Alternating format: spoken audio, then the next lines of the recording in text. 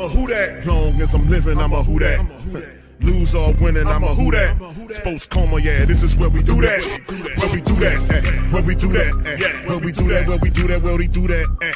Boogie like Vincent, I'm a who that. I'm a who that. Sports Coma, this is where we do that. Where we do that. Welcome, welcome, welcome. Somebody please better help. Running this thing like elf. I thank God every day I'm not a felt.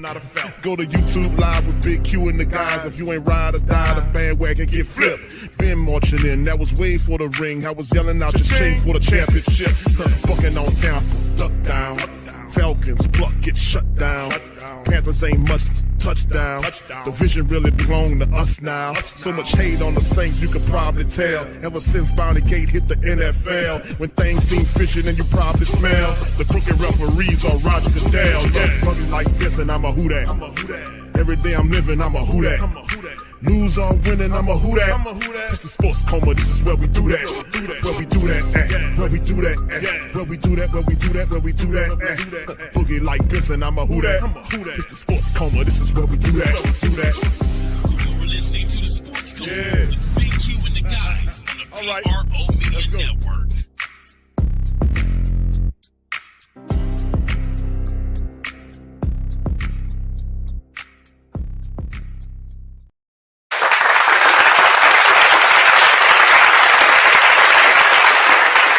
All right, shout out to the mighty Who That Nation, man. We in this thing representing the Coma.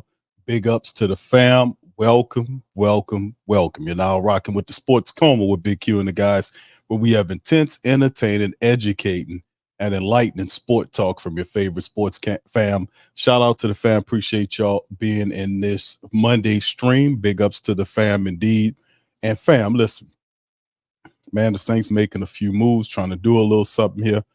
What's intriguing and interesting is that, they doing their due diligence and picking up some of these veterans. And I know some of these guys on the cheaper side of things, dealing with the salary cap that the Saints are currently dealing, but trying to find some type of depth, veteran wise, to kind of help out our defensive and offensive line. Y'all know that if the Saints don't handle their business on those lines, there's going to be issues. So I applaud them in doing that, trying to find some kind of help for these lines. So yesterday they signed an offensive lineman. Today they announced the signing of a defensive lineman, and today they announced the signing of both.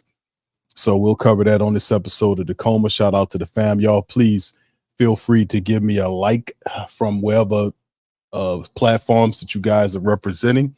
If you're on Twitter, please feel free to give me a retweet. If you're hitting up on Facebook, give me a like, as well as YouTube and the gram. Shout out to everybody, man, for being here.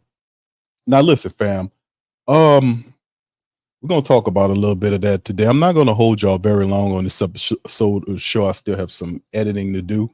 But listen, I just think it's fantastic. Saints are handling their business in terms of trying to add some depth here, because this is definitely an area of concern for the Saints is the offensive line. Getting a guard with a lot of NFL experience is good, even though there are a lot of not so good grades on his pass blocking ability, which could be problematic. I was thinking more of Trey Turner could have been a guy that we had brought in, but unfortunately, Trey Turner seems not to be a thing at this current juncture of time. And we'll all see what happens moving forward, because a lot of stuff can happen between now and when things really start counting. You get what I'm talking about? All right, so big ups to the fam, y'all. Big ups to the fam, brother Gundams in this thing. OG Jerry, brother Torres in this thing. Shout out to you. Appreciate you. Louisiana, man. Much love, brother. Appreciate you. L-Dub, shout out to you, man. Appreciate Pelicans. Nola was popping, fam. Appreciate y'all for being in the stream, man. And for the family members around the area, man, there's a real rough thunderstorm going on, fam. So if you hear a lot of noise in the background, that's what we're currently going through. A thunderstorm. So shout out to my Baton Rouge folk out there that's really catching hell right now. I hope you guys are all right. I heard about some of the stuff going on out there. I hope you guys are going to be fine. And shout out to the people around the area as well. This week is supposed to be a rainy week for us, so we just kind of buckle on in and just let it do what it do. All right, anyway, Booker, shout out to you. Booker, good to see you in the live, man. Bronze, shout out to Bronze. Brother Robert, how you doing, fam? Appreciate you. as well. Okay, storming out there in Gulfport. Yeah, OGI. Yeah, y'all getting it too out there, man. So y'all out there be safe, my brother, as well, man. Yeah, we getting a real terrible line of thunderstorms through the area right now, man. So y'all buckle down, man, and we'll make it through this thing. All right. So anyway, and like I said, as we get ready to get going in this thing, what's popping, Elite? Man, listen. All I can say, let's go over some of the news notes here. Right here covered, and Niles wrote this article. I don't know when he submitted it. I think it was sometime today, maybe over the last hour or so. Quavadia, shout out to you, man. DJ Twigger said storming and oh, really? It's way up there? Wow, bro. DJ Twigger said it's storming in Jackson too. Yeah, it's rough bunch of storms going on right now. All right, so shout out to Niles Carpenter, our Saints contributor, man, and the whothatdaily.com. We've been doing that for like 4 or 5 years. I forget how long. And ultimately, it's been popping and growing, man. We just got on an entertainment contributor to the site, and things are popping and snapping. And like I said, man, it's all because of the family member support and financial contributions, man. We're able to put together a pretty solid situation, man, and have our voice, just not just the platform or a YouTube channel. Basically, we created a movement, and that's pretty much what it is. And a lot of family members who are part of the movement, man, it became a springboard for other people to create platforms. So they create the independent media, and that's what it's supposed to be. They supposed to have their media, and we supposed to have our media, and you supposed to know the difference. And you supposed to support the independent media twice as hard as you do the non-independent media. That you are the line, you are the blood, you are everything to the independent media. So when you see sites like the whothatdaily.com and others who are independent, strong sites, you get behind them and you put them up on your shoulders and you lift them up. And that's what we do, because it's all about us. Trust me, it is, fam. Trust me, it's all about us, man. We are the voice of the people. We represent you guys. So we walk in league with the family. So y'all, please remember that as we move forward, because we're making some noise over here. All right, so big ups to the fam, man. Appreciate you. Ultimate Streams TV, shout out to you, man. How you doing, fam? Appreciate you as well. Brother Taylor says, Q, when you going to make another Saint? I don't know, brother. That one been rocking, man. I don't know how long it's been, a couple of years now since Sway did that. But listen, man, it's been popping, man. We've been popping with it for a while, brother. You never know, man. You never know. We might come out with some type of collection of songs representing the Who That Nation and stuff like. You never know with me, man. When I get something popping, bro, I get it going, man. I won't stop till I get it going. But anyway, let's get into this article right here. Shout out to Niles Carpenter, our Saints contributor. Saints announced signing of 2 veteran linemen. And those 2 veteran linemen, of course, one of them we announced yesterday. Saints bolstered their lineup with the addition of 2 seasoned linemen, as announced by Executive Vice President, General Manager, Slick Mickey Loomis. The Saints have signed offensive lineman Lucas Patrick and defensive tackle Kendal Vickers to 1-year deals. So also then a corresponding move was they waived nose tackle John Pennicini, who got very little playing time, mostly a practice squad DT. And of course, they talk about Lucas Patrick, who's 6'3", about 300 plus pounds, 7-year NFL veteran who began his career with the Packers and was undrafted from Duke back in 2016. So, and we covered some of his stuff yesterday. Throughout his career, had some versatility, appearing in 96 regular season games with 54 starts at both guard positions, and played the center position for the Packers and the Bears. So Patrick showcased skills are reliable as a center for the Bears and starting 15, 16 games that he played. So that versatility is warranted, because the Saints could use a backup center. We really could use a backup center if something was to happen with McCoy. And of course, the Saints at one time did believe that Cesar Ruiz would shift to center if something happened to McCoy. But, ultimately, I think they probably would feel what they used to feel that way, probably keep him at guard, because he had some difficulties doing what the hell he was supposed to do at guard. He had that a couple of years ago. He had a pretty solid year. Last year, Cesar Ruiz wasn't all that, man, to be honest with you, man. He really wasn't. But a lot of the Saints offensive linemen weren't all that. And I'm kind of looking at it and saying, man, that was Doug Marrone. That was pretty much Doug Marrone. When you see all of them, I ain't gonna say they was stinking, but McCoy probably was probably without Ramczyk and all his injuries, probably the most solid veteran we have would be Eric McCoy. But Eric McCoy, like I joked last year, Eric McCoy spent a lot of time. Oh, I still joke about it this year. He spent a lot of time on the damn grass, and I would say that he was a landscaper. He must have bought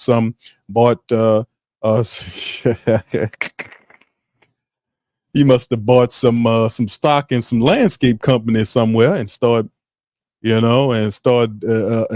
investigating, how, to cut grass precisely, because he spent a lot of time on that damn grass during them games, man. I never seen Eric McCoy on the grass so much, boy. I guess he was getting in contact with nature. He must have been doing something. Yeah, but he wasn't playing football, that for damn sure. Anyway, man, let's keep it bucking and moving, man. Kendal Vickers, who's a defensive tackle, measuring 6'3", 300 pounds, brings 3 years of NFL experience to the Saints, initially signed by the Steelers as an undrafted free agent from Tennessee back in 2018. Vickers joins the Saints after a successful trial during the team's rookie minicamp. And throughout his career, he participated in 26 games with 2 starts, contributing to 22 tackles, 10 of which were solo, 2 sacks for the Raiders in a couple of years. And of course, he had that Raider lineage, baby. He has that Raider lineage. That's all you need to be a Raider dude that was with the Raiders over the last 4 to 5 years, and you got a job with the Saints. And the Buffalo Bills back in 2023, Vickers' addition aims to strengthen the Saints' defensive front. And of course, you see what Niles did. He put a mini depth chart right there so people can see where these guys could fit in. And he also highlighted them for people to tell. So as you can see, Lucas Patrick got a position behind Eric McCoy as the backup center. And like they say, he played both guard positions, which he can probably in the pinch. So this lineup that he has right here, Fuaga, Ali Udo, Eric McCoy, Cesar Ruiz, and Ryan Ramczyk. Like I said, I don't think Ram plays this year. I mean, if he does, hopefully he's close to, say he's going to be 100%, but it'll be difficult for him. But I'm saying that he doesn't play this year. And ultimately, I do think the opposite tackle position will be Trevor Penning. And I know a lot of people are not keen on Penning because he really hadn't shown us a lot. But in the end, you got to still value the pick. And I was telling people's like, Q, we need to trade Trevor Penning. I was telling them, man, listen, Mickey Loomis would not dare give you that ammunition, about how poor, if he's drafting poorly, he wouldn't dare give you that. He wouldn't trade Trevor Penning so you can criticize him further about his drafting. He wouldn't do that. I told y'all that.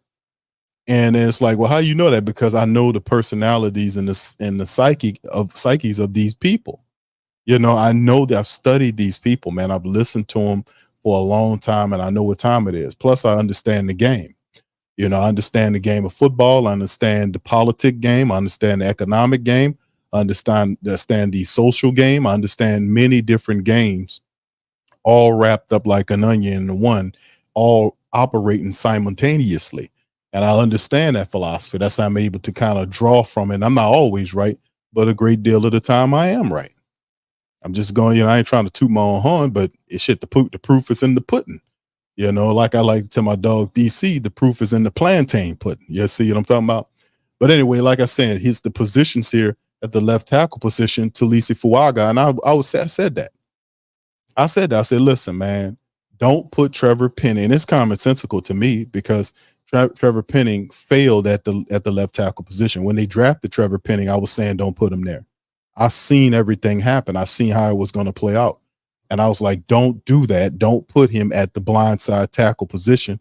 And then, of course, the head coaches came out and said, man, it don't matter. He can play the position, and he crashed and burned. I was telling them, don't do that, fam. Don't do that. Don't do that. Why isn't Ramczyk over there?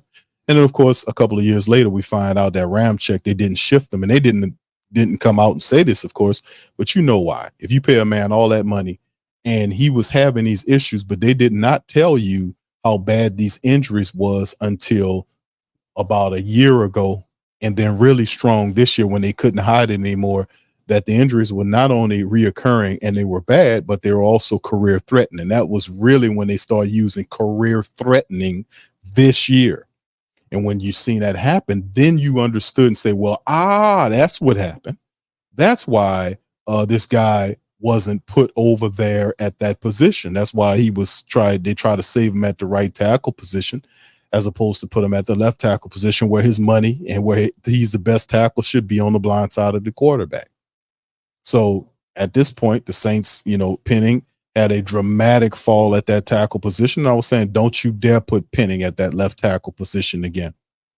Give him a fresh position reset mentally, because he was complaining about confidence issues prior to them doing that to him. So like I said, when you have young players, you have to be very careful about how you deal with them and what you give to them. You can't give these guys too much or more than what they can handle or what they consume. You see what I'm saying? That's a part of being a good head coach.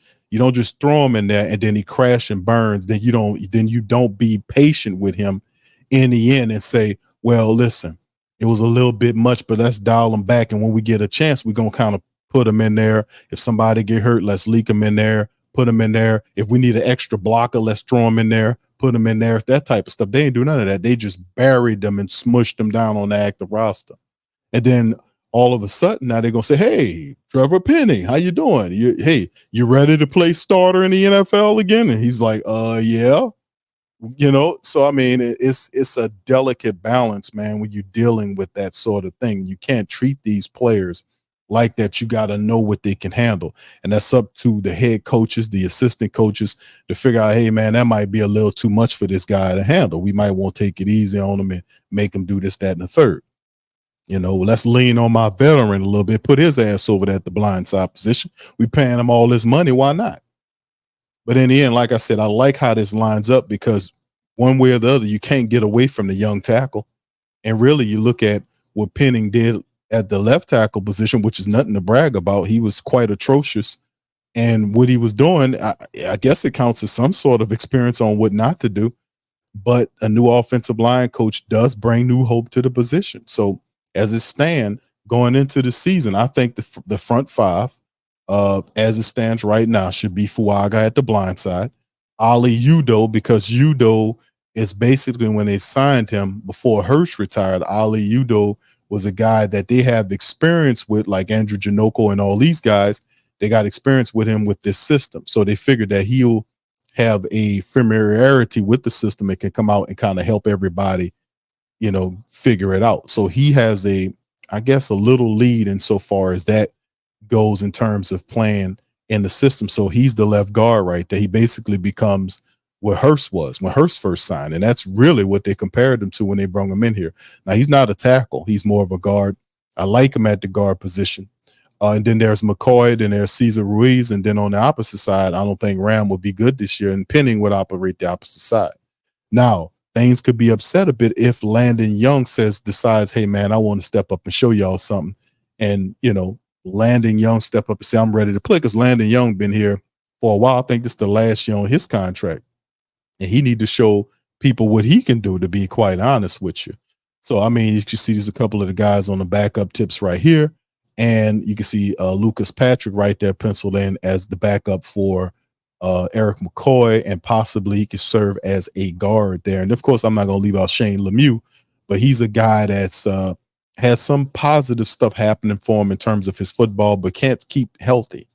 And until he can dig in and show people that he can be counted on, it's just a positive thought.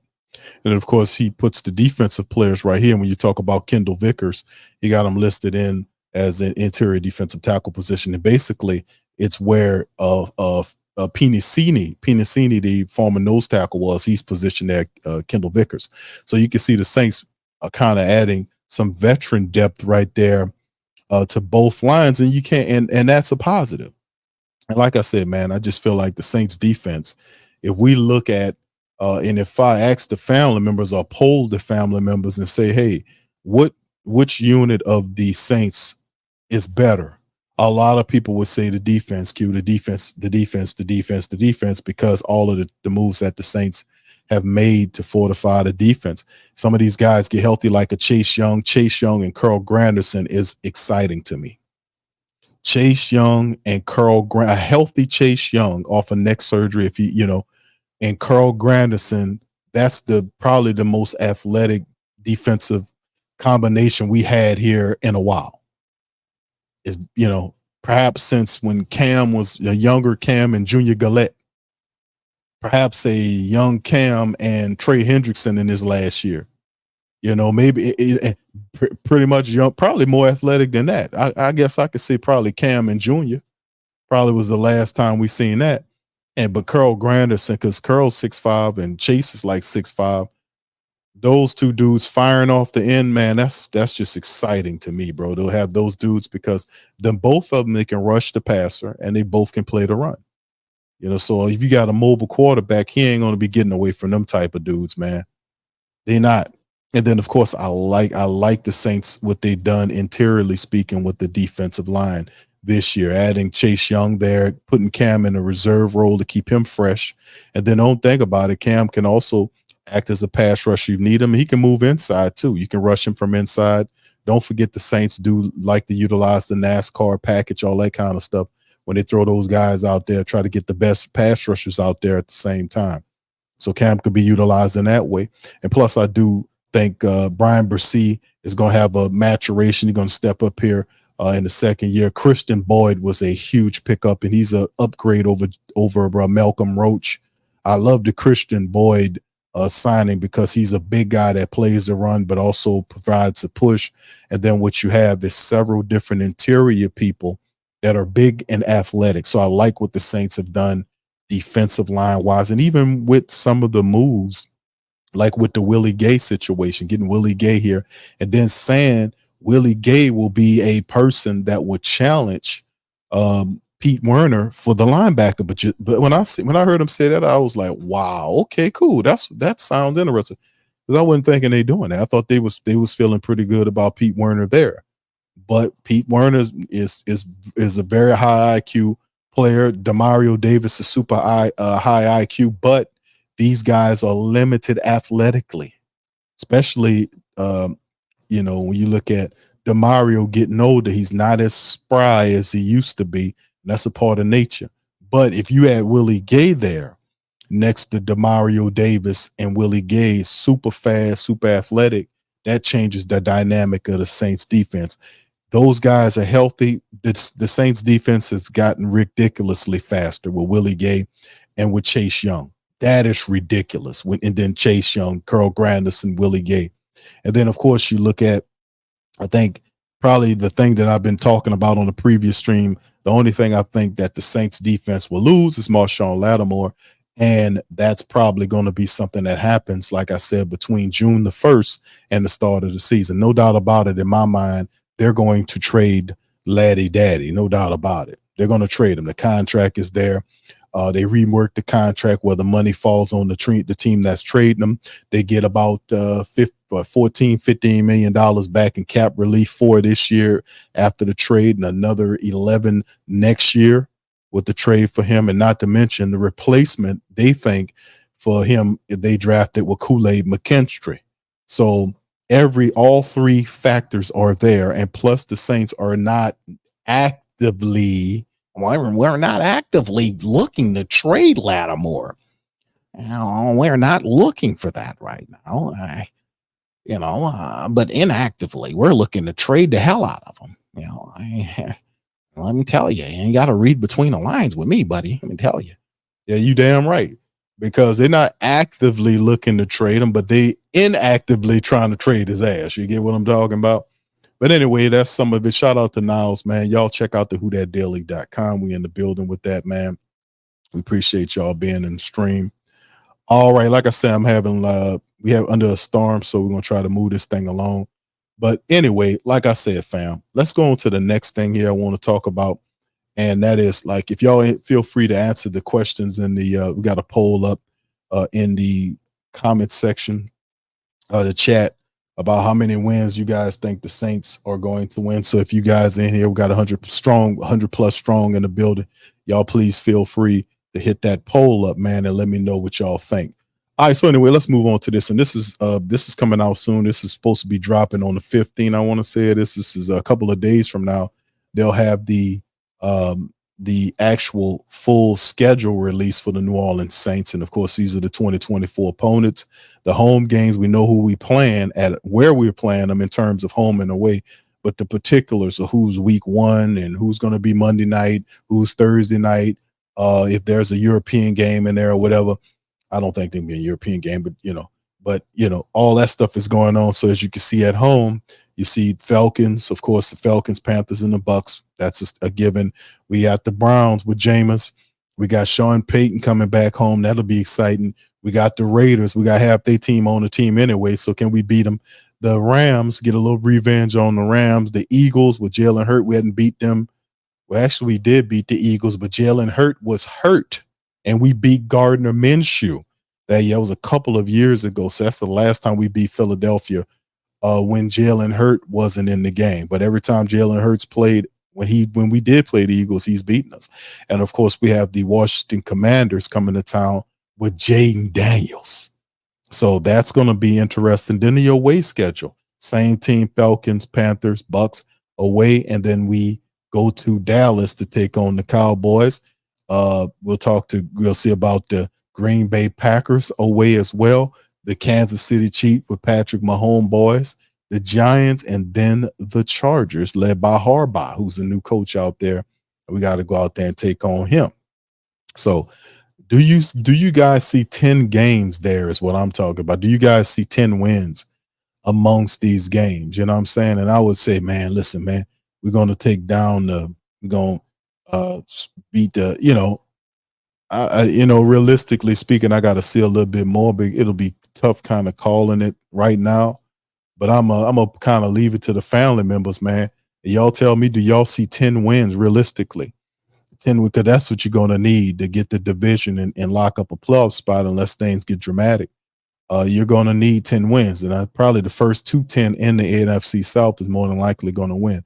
So if the Saints can win 10 games, or if not 9 games, and fight for a wild card on the back end, which I really don't want to see that. I think they need to kind of claim that and get it done. And a lot of that's pretty much predicated on whether or not what happens with Clint Kubiak, who had a good vibe to start his tenure here with the Saints during the rookie minicamp. And even though that was just a day or two of them getting it together, but the energy was good, and hopefully we can kind of lead that energy into the rest of these camps, because anytime any of the players, and I would caution all of our veterans on the offensive side of the ball to please, any involuntary situations that you're gonna have some of these involuntary situations. I really am asking the players, offensively speaking, to attend these involuntary camps, because when you start putting in a new system, you're going to need guys to show up, and guys involuntary, because they're going to have to figure this stuff out. And any time that you can get in there, when you can get some participation done with coaches, new coaches, and players, take it, because that's going to be the point right there. We're going to need that. But 10 wins, do you guys see 10 wins here? The Browns are not pushovers. Sean Payton do have a rookie quarterback there. That might be a dub. The Raiders have Antonio Pierce. He's going to have them fighting. I don't think we sweep the Falcons. I think we split with the Falcons this year.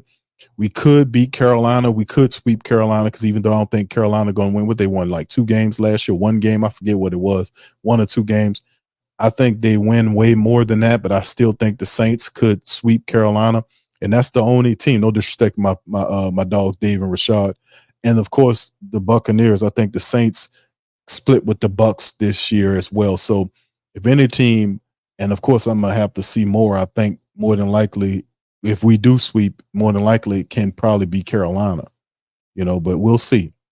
And of course the Rams, I think we can we'll see what's happening with the Rams. The Eagles is going to be difficult. Washington, I could say Washington, but I remember the last time we had a rookie quarterback we took on that was at Washington. That was RG3, and he ran the Saints all around you know what I'm saying? He ran the Saints through the ringer, and Jaden Daniels is way better than RG3 in my book. And then, of course, the away games, Dallas is going to be difficult going up there to take them on. Green Bay was difficult. We had them and let them loose. Could we get some revenge there? Kansas City, you know what time it is with Pat Mahomes, boys. The Giants are still an enigma. And Harbaugh and the Chargers are going to be difficult. So do I see 10 games there? I don't know, fam. I'm going to be honest with you. I don't know.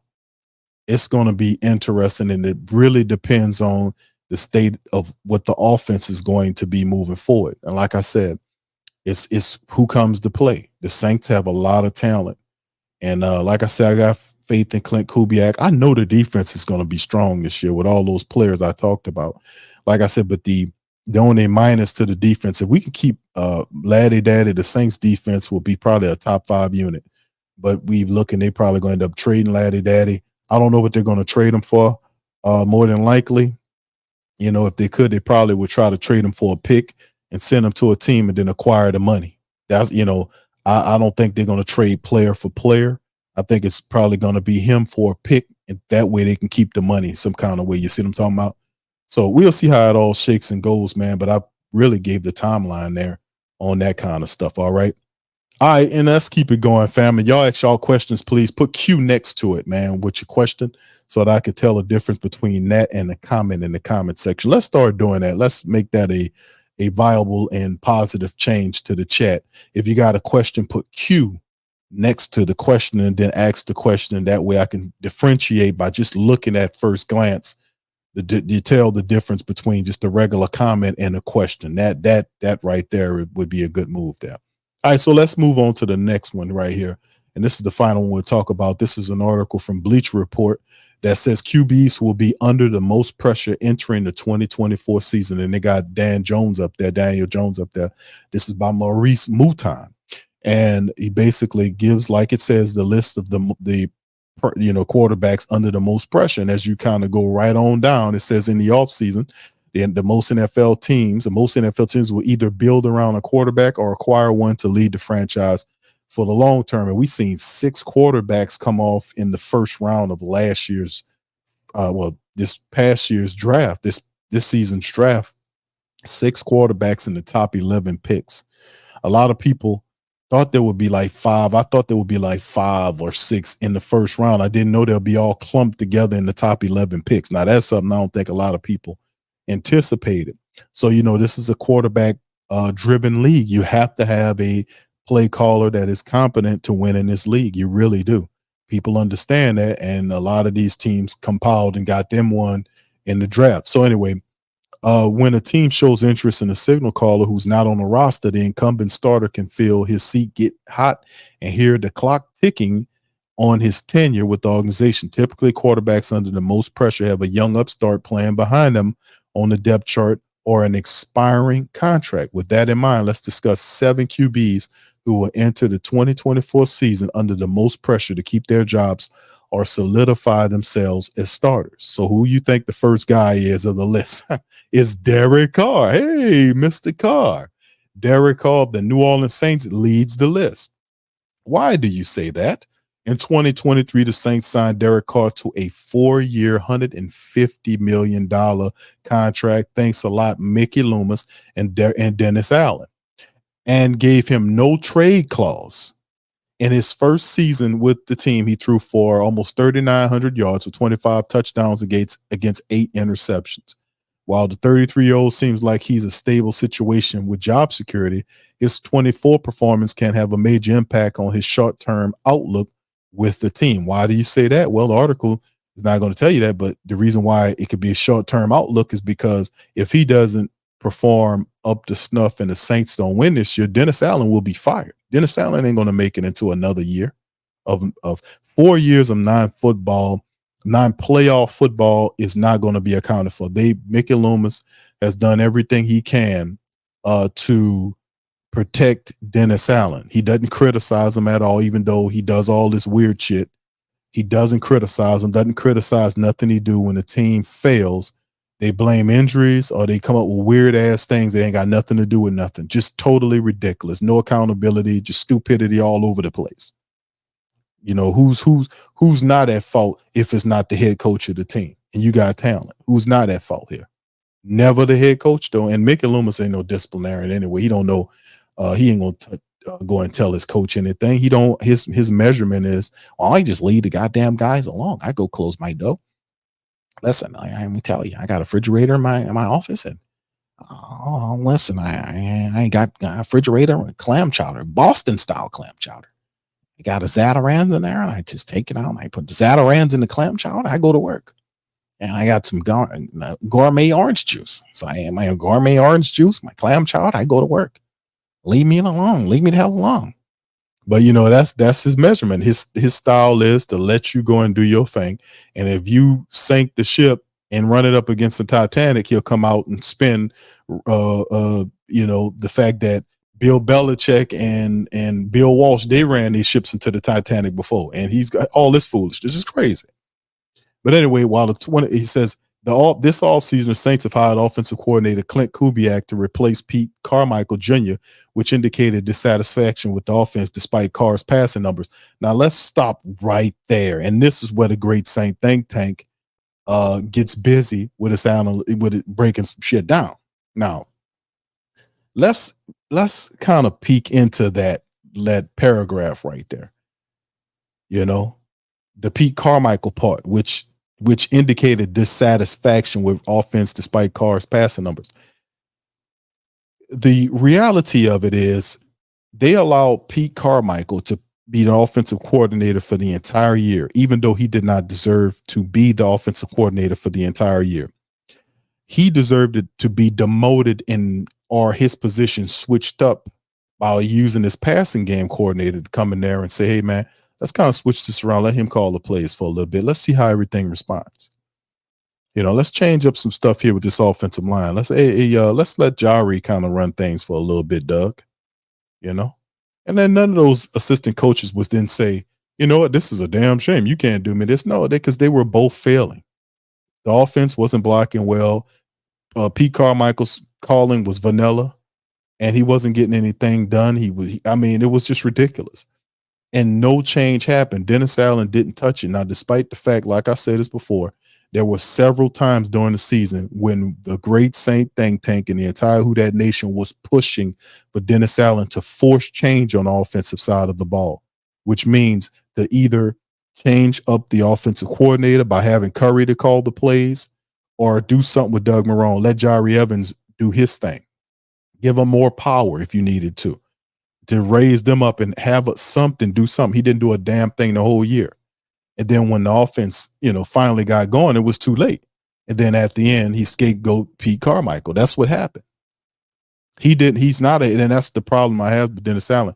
You don't sit on your ass for an entire year and watch the offense stink, literally watch the offense stink and struggle, and then don't do nothing about it, and you're the head coach.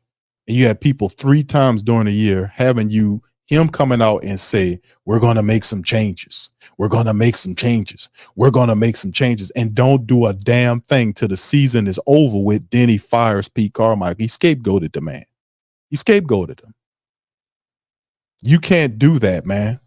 If Dennis Allen if he's going to improve as a head coach, when he sees stuff looking crazy on that side of the ball, you get your sashaying ass over there and do something about it. And if you too scared, send one of your defensive, send an assistant over there. Tell him, hey, go tell that guy over there that I'm giving the job to somebody else, because you know you're not confrontational. I seen how you handle Arthur Smith. You won't grip his belly when a man cussing at you. Ain't no grown ass man gonna cuss at me and I'm gonna touch on his belly. Say, calm down, man. Calm down. Are you kidding me? You know, whatever. If you had good intentions and the guy coming at you, cursing at you, that go out the window. Take a note from Darren Rizzi and grow some balls. Why don't you? Sheesh. Still hot about that. You know what I'm saying, fam? How dare you? Guy cursing at, well, you know, let me go apologize to this guy because that was wrong. Then this son bitch come out, he cursing at you, and then you're like, calm down, guy. You're right, man. Shut up, Dennis Allen. You know, But it's just ridiculous, man, on its face. But this is one of the problems I have with Dennis Allen, because at the end of the year, see, I remember what they say. He came out at the end of the year and said he was pissed about how the season went. I was like, "Are you freaking kidding me? This is the same bastard that had every chance to change things around, and he sat on his ass for the entire season, didn't change nothing, then got the nerve to tell us at the end of the year, hey man, I'm pissed about the season." Now, how many stinking, disgusting, awful, rotten, ungodly, unconscionable, unfathomable, ridiculous, back ass, cowardly, stinking ass losses that we had to endure? Not one time did that effing guy tell you or me, "You know what, New Orleans, I apologize to you." But he gonna apologize to the Falcons coach? He didn't tell your ass he's sorry for not one damn loss that he had for all these stinking ass years he been here. But he gonna apologize to the Falcons coach? Really? Yeah. Oh yeah. Oh yeah.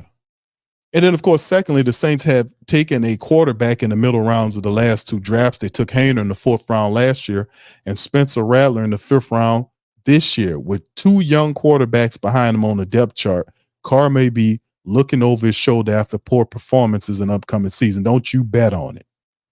And I'm going to tell you one good reason why he ain't worrying about guys over his shoulder. I'm going to tell you one big old reason. It's $150 million. And another reason is Dennis Allen. That's his boy. That's Dennis Allen's boy. Dennis Allen tried to trade for him. He didn't want to come here. He wanted to go to the open market. Nobody was going to give him that kind of money. Dennis Allen was, here, take this blank check and write whatever you want on there. You think Dennis Allen going to bench his guy? Man, please, man. You're not dealing with a head coach that thinks logically. You're not dealing with that type of person, man. You're not dealing with that. That's why we got mixed results here, because he don't follow football principles all the time. It's very weird and odd watching Dennis Allen. Traditional football concepts that you can't even debate on because they're time tested. Oh, that's overrated. And I'm like, every time he says something's overrated, it's just he's making some dumb comparison about something. Like he made the comparison about the tackles. Oh, that the left tackle and the right tackle, it don't really matter. That's overrated. What are you talking about? No, it's not. We're gonna see how overrated it is. You got two young offensive tackles that got to protect your 33-year-old quarterback that spent 2 months after the end of the season not doing anything so he can rehab what he called 3 broken ribs and a tore up shoulder. We covered that in the previous stream. He said it took him 2 months after the season where he didn't do nothing, that he had to rehab from his injuries during the season. And the man asked him in the article, well, how you was able to play with all this and you couldn't do it all season? Let's just say the wonders of chemistry. What? And the man's like the wonders of chemistry or some nonsense. No. You just pumped you up with the painkiller. And we knew they was pumping up with painkiller because if his eyes was any buckier, they would have came out his goddamn head. Remember, I was pinpointing, look at this guy. This guy don't even know what planet he on right now. And he out there looking, and I felt, you know what? And I feel bad for that dude, man, after fight. Because I was looking, I saw this dude pumped up on painkillers. Eyes bucking all out of his head, scared half to death. Man, that boy gave a whole new definition to the deer in the headlight look. His eyes bucking out of his head, scared as hell. Terrible. He says, though the 4-time Pro Bowler has a no trade clause, the Saints can designate him as a post. That's not going to happen. June 1st cut and save $30 million in cap space next offseason per over the cap. Saints not going to do that. Even with Dennis Allen not on the team, the Saints ain't going to put that guy in the street. And Mickey Loomis is not going to let that happen. Now, if there was another general manager that came in and took the job from Mickey Loomis, I would consider that. But it's because I know Mickey Loomis and I know Dennis Allen. I know these guys are not going to do that. They're not going to do that. Remember in 2023 offseason, the Raiders cut Carr to save cap space, even though they had a no trade clause with him. They was done with him at that point, and they didn't want him to get hurt. We know they benched him so they could try to trade him. They couldn't trade him, so ended up putting him in the street because nobody would take they didn't want Carr. Only team that really wanted Derek Carr was the Saints and Dennis Allen. Dennis Allen seen something in Derek Carr that very few people around the league seen. He fancies him as that guy, and perhaps in the correct system, he can be that guy. I'm not going to tell you no wrong. I think he can be that guy with play action. He has to become play action Carr to get that. Anyway, let's keep it going. New Orleans has missed the playoffs in Allen's 2 years as the head coach. And if the Saints don't clinch a 2024 postseason berth, he may lose his job, which may cloud Carr's future with the team. Because quarterback's performances has significant impact on a team's success, he can strengthen or weaken head coach Dennis Allen. Well, if he plays well, it strengthens Dennis Allen's job. Now, like I said, the version that I've seen since I've seen Carr play here that works is play action Carr. I keep saying the same damn thing. It's play action Carr. Carr has to be he has to be a complement quarterback at this stage. He's 10 years deep in a game. What you see from Derek Carr is what you're going to get. You're not going to see anything. He's already ceilinged out. He's not going to get even higher or better than what he is unless you have a taskmaster head coach or QB coach or offensive coordinator that's on his back to force him to look out for things that he's not supposed to do, like give him a clock in his head, like teach him to stop staring down the side of the field. If you got a guy like that, then you'll get a little bit more out of Derek Carr, because that's what Chucky was. Chucky would cuss at him and fuss at him, and he would stay on his throat. And that's why he performed better when Chucky was there versus anybody else. But you need a taskmaster for a Carr, and I don't like that, come to think about it, because you're making $150 million. You should be able to motivate your own goddamn self. You should need a taskmaster. You should be the first in the building, the last one to leave, that kind of stuff. And don't make no excuses. Anything bad happens with the team is my fault. If you do even have a solid game, give it to your team. That's what's called for. That's what it is. And what does he get? He get $150 million goddamn dollars. That's what he get. So Carr developed a great relationship with Allen during a time with the Raiders in 2014. He drafted the man. If the Saints dump the coach, the new regime may also go in another direction at quarterback, unless the new regime don't include Mickey Loomis as the general manager. And like I said, and listen, I'm not just talking just to talk. Many people listen to the show know when I talk hierarchy with the Saints, I'm talking truth talk. I'm talking that real deal. And nobody could dispute me on that because it's facts. When I start talking about Dennis Lucia, which is the president of football operations for the New Orleans Saints, the guy that know football like that. You need a guy that knows football. And I like Dennis Lucia as a businessman because he makes some money. He's a good businessman. But at the end of the day, you need more than a businessman. We're talking football on the field. We need somebody that's high up there, that's a decision maker, and that's a person that knows football at that level and that need to move and understand that because the Saints are an older team when you get above the assistant general manager, which is Kai Hartley. They're an older team. You got Mickey in his 60s. You got Gail, how old she is, and you got Dennis Lucia. Man, let me tell you something. That's not Mickey Loomis. I'm uncomfortable with Mickey Loomis being the biggest football brain in the building. I'm uncomfortable with that.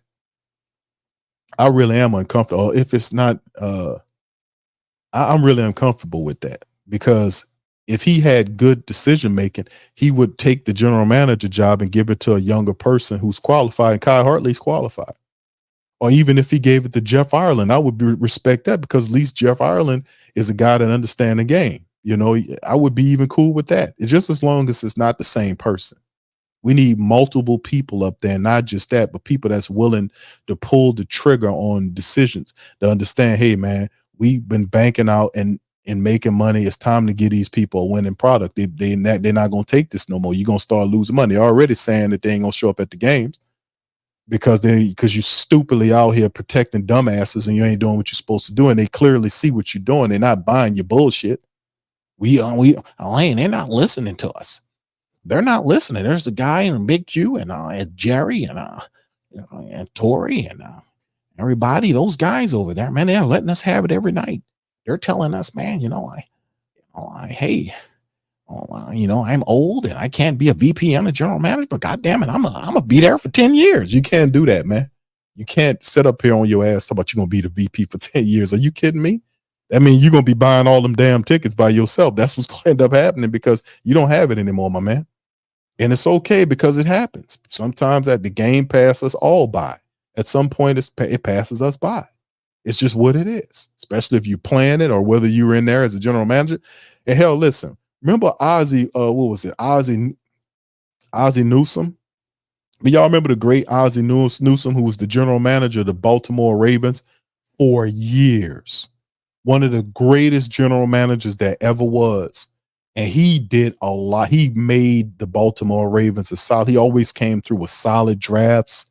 He always brought in really good players. He made a handful of mistakes, but he was always thorough in keeping them relevant. And every damn year, Baltimore was in the playoffs, fighting. They might not have won the Super Bowl, but they were competing every year. Every year, they were there competing.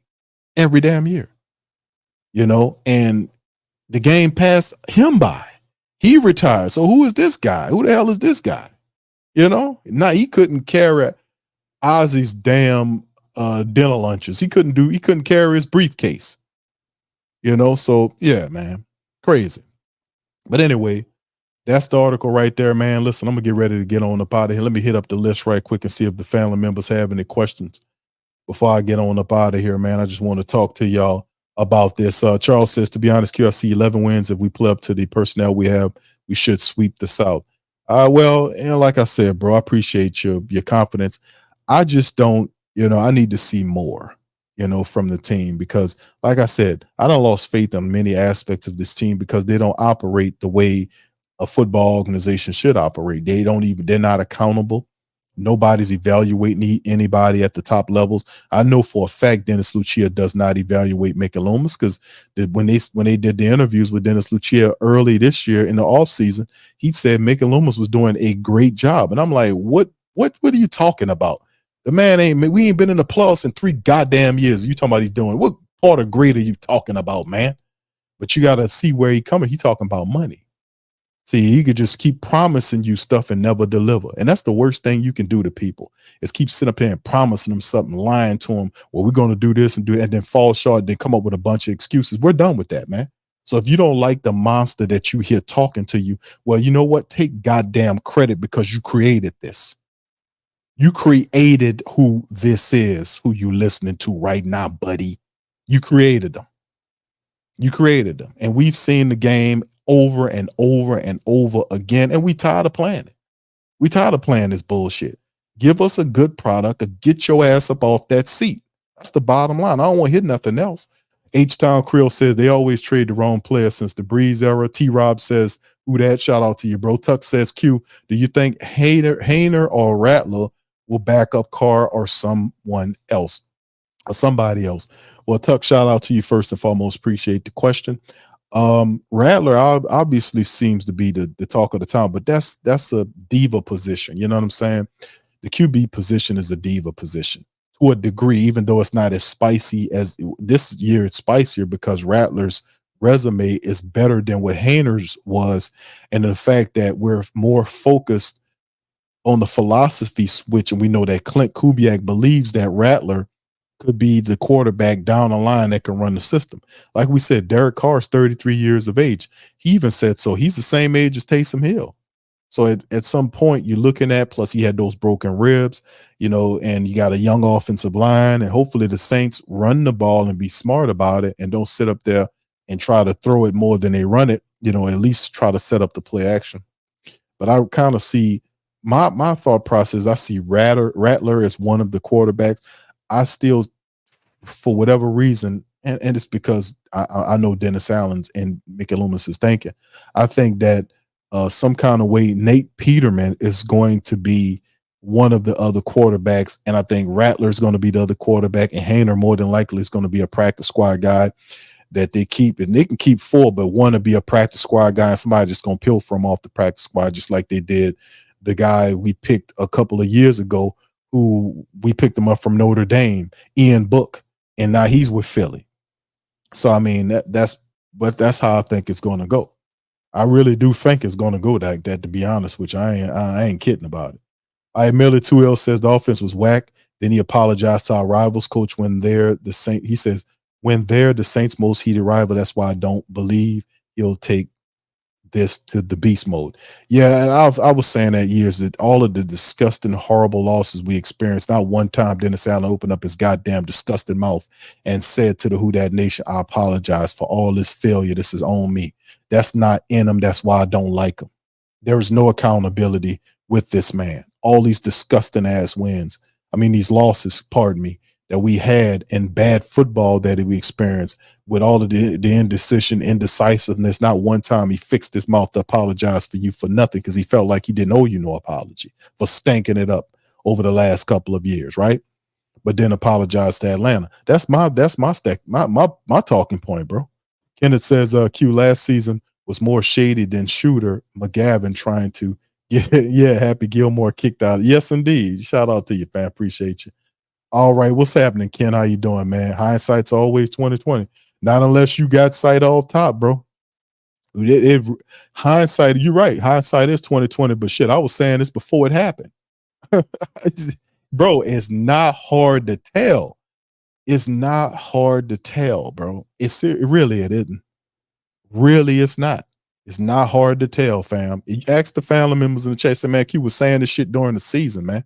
That's why that's why I have this attitude about all of this, man. And they're like, realize, oh, we really, you know what, we need to do this. Like, man, I've been saying that shit for 2 goddamn years, man. 2 years. Because it's not hard to tell.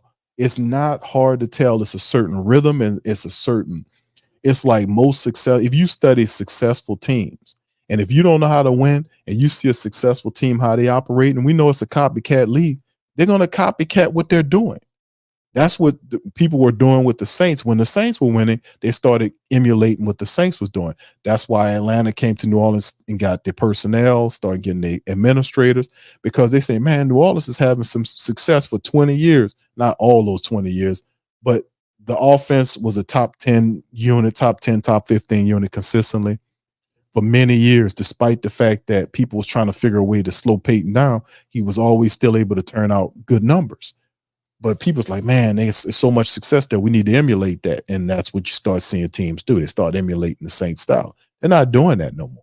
The Saints are not emulating. The Saints are not the trendsetters no more. They're now going somewhere and emulating somebody else. Did you notice that?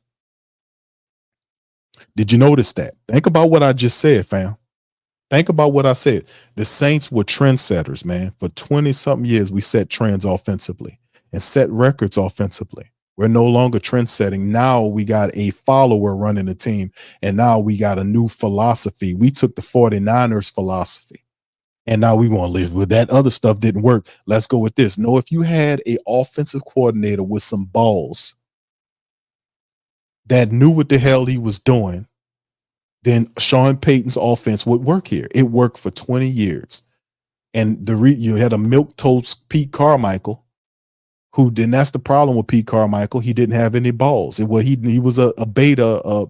He was everything else but an alpha. He didn't call that offense with no intensity, nothing. I mean, it's a big deal. And if you run any system is liable to fail if you don't put the right amount of the proper perspective or the proper energy into it. So even though the 49ers have a brilliant system, if the Saints don't run it correctly, it could still fail too. It's just, man, I'm telling you, man, I recognize a lot of stuff, man, about this team. T. Will says, when Q said, get a defensive coach to say it for Dennis Allen, bone to Alonzo, you guys twist it home. You got to put John. Yes, indeed. Shout out. I know, bro. I'll be getting buck on him, man. I'll be getting buck on them, bro, because, man, they deserve it, man. I'll be getting deserved because that's disrespectful, man.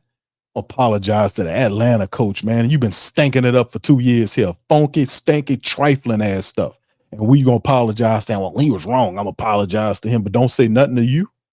Man, get the hell out of here, man. That man can go to hell, man. Ken says the most important thing to focus on is the offense understands and executes the new offense. Defense has to play top 10 defense for them to have postseason aspirations. Thank you, fam. Appreciate you. All right, brother Neville, shout out to you. Richard says after golf extension today, Carr pay is closer to his career production, but look at whether Chucky did with Rich Gannon. You can do it, but Clint has to see the limitations and work around it. Indeed, bro. See, Richard, listen, you make an interesting point because I was thinking about this too. That's why I said early in the broadcast, I don't know if you caught it, that I said, listen, Derek Carr is what he is. His ceiling is what it is. We've seen the ceiling. You're not going to see a better Carr than that. You're not, pun intended. You're not going to see him better. All you want Derek Carr to do is not make mistakes, hand the ball off and operate the play action. That's all they have time to do. They don't have time to fix all of his shit.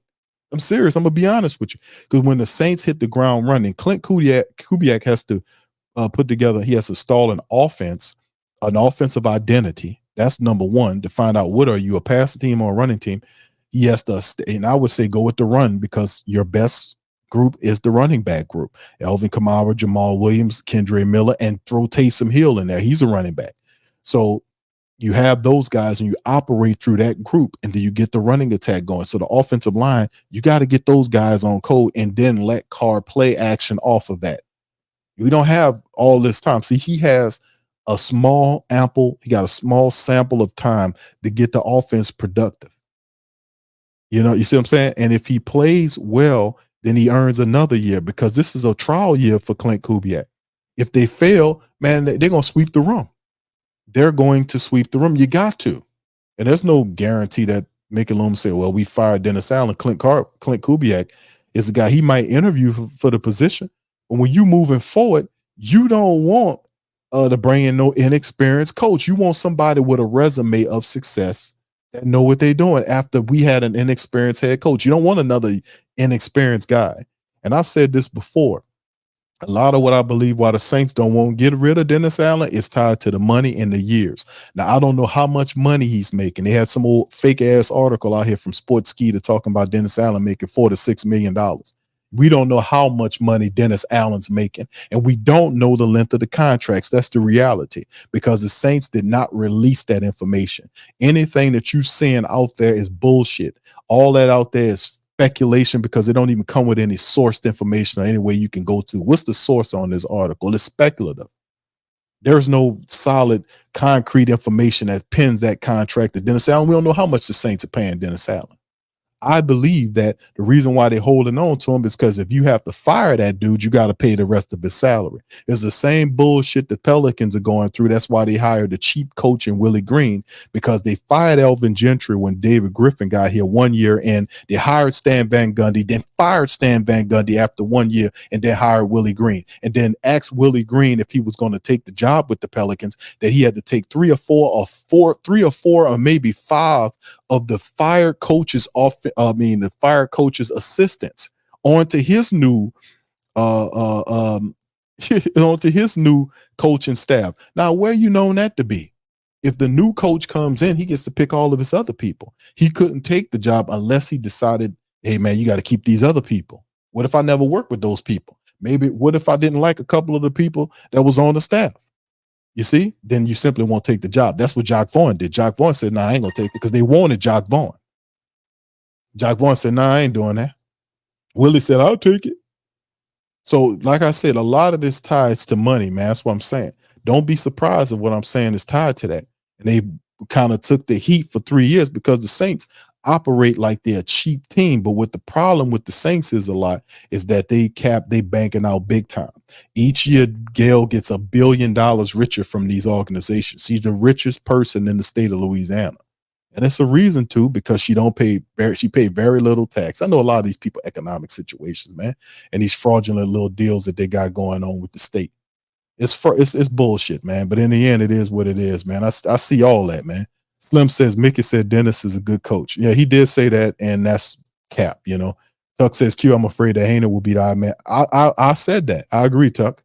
I agree. Ramsey says, who that Q? It's been, yeah, shout out to you, Ramsey. Good to see you in the chat, man. Bobbing with the Jones says we put Shaq Davis on the practice squad, and Philly got him. Philly got a bunch of our guys off the practice squad, bro. They got the little guy, the little running back, what's his name? From Louisiana Tech we had. They pilfered him. They pilfered Ian Book. They pilfered, what's the linebacker we had on the practice squad that they took from us? It was a good little linebacker we had. They took him off there. That's what Philly do. They look at the Saints practice squad and they pilfer a lot of their players consistently. They really do. Slim says, Q, will Taysom get some action at QB, or will his role change? Because I can see him playing like, Kyle Juszczyk from the 49ers. Hey, I hope so, Slim. I hope so. The Juszczyk thing, him as a QB, I don't know. I don't know how that's going to go right now. And if Clint Kubiak's going to keep using that style of offense and still having him as a quarterback, I think I want to remember hearing something about that rather. But if you're if you're Clint Kubiak, I'm trying to I'm trying to use him like Kyle Juszczyk, because Kyle Juszczyk is a big part of what the 49ers did. And like we talked about, finding that guy, he's the same size and everything as Juszczyk. I thought Juszczyk was bigger than Taysom. No, they're the same size. They 6'3", 230 something odd pounds. And he's used to blocking, and he's basically a running back. Most of his production comes from him being a running back. So I would definitely love the Juszczyk thing. I'm not sure on the QB side of it. Slim, thank you, bro. Shout out to Night Ward Larry, Brother Trine. What's up, Brother Trine? Cartel, what's happening, fam? Appreciate you. T-Rob says, Q, DA and his son can hit the road. I'm tired of losing games that we literally should have won. Indeed, fam. I'm really in my, and as y'all can see, it's kind of bittersweet with me. Like, I do like some of these moves. but I'm not fooled by none of this. And you see me a little aggressive right here because I'm passionate. And also don't like the BS, man, because a lot of it is insulting. It's insulting to your intelligence level, and you're watching this stuff and they telling you stuff, and I'm looking at it and I'm saying, man, that's bullshit, man. I don't get the vision where I just get blown away and I just all of a sudden hear that, the Saints are going to do this. Nah, you got to have evidence and something you can show me to make me see that you have improved on things that you struggled with last year. Just because you bring new personnel in here doesn't mean that what you was dealing with last year is going to change. Only results, you have to show results to say, because you changed these people, that is going to be a positive step. Just because you made the change don't mean the change is going to be changed in the positive way. The change could be changed to something worse than what it was originally. There is no way to tell until we get these guys here and we get a large sample size serving of things. Luckily, it's football, and football is supposed to be pretty much elementary. It's not a complicated thing, even though they make it like it, because they do silly stuff all the time. Sean says 8 wins or less, you reap what you sow. Richard says, I'll say DA is a great defensive mind, but he had to know that under Pete, it was not working. But like employees, you have to be diplomatic, but his leadership is questionable. Kubiak is the key indeed. Well said, bro. Tuck says, so you focus on run blocking for the O-line as opposed to pass blocking. Interesting. I mean, Carr would find it interesting. Yeah, but see, the thing, like I said, play action Carr to me would be the best bet on how things supposed to work, fam. I mean, because think about it. We don't have time for him to pick off. Remember how long it took for him to learn the system last year, fam? Come on. Remember this stuff. Remember all of this stuff. Don't let them people gloss over your mind. And I know it was terrible and a lot of people just wiped it out of your minds, but remember this stuff. They're like, man, well, how you have this perspective? Because I remember what happened in between the details of the season last year. I don't look at the season as a highlight. I don't do that. Well, I look at the season as it was, and I remember the details in between what was happening through those weeks. I remember the practices. I remember what was going on with the practices. I remember what's going on with the players. I remember what was going on with the coaches. I remember the interviews. I remember all this stuff. See, all that don't leave me when I start talking about the Saints in the offseason heading into a new season, because I understand that it's all about behavior. If you don't show that your behavior has changed, then how the situation supposed to change magically on its own?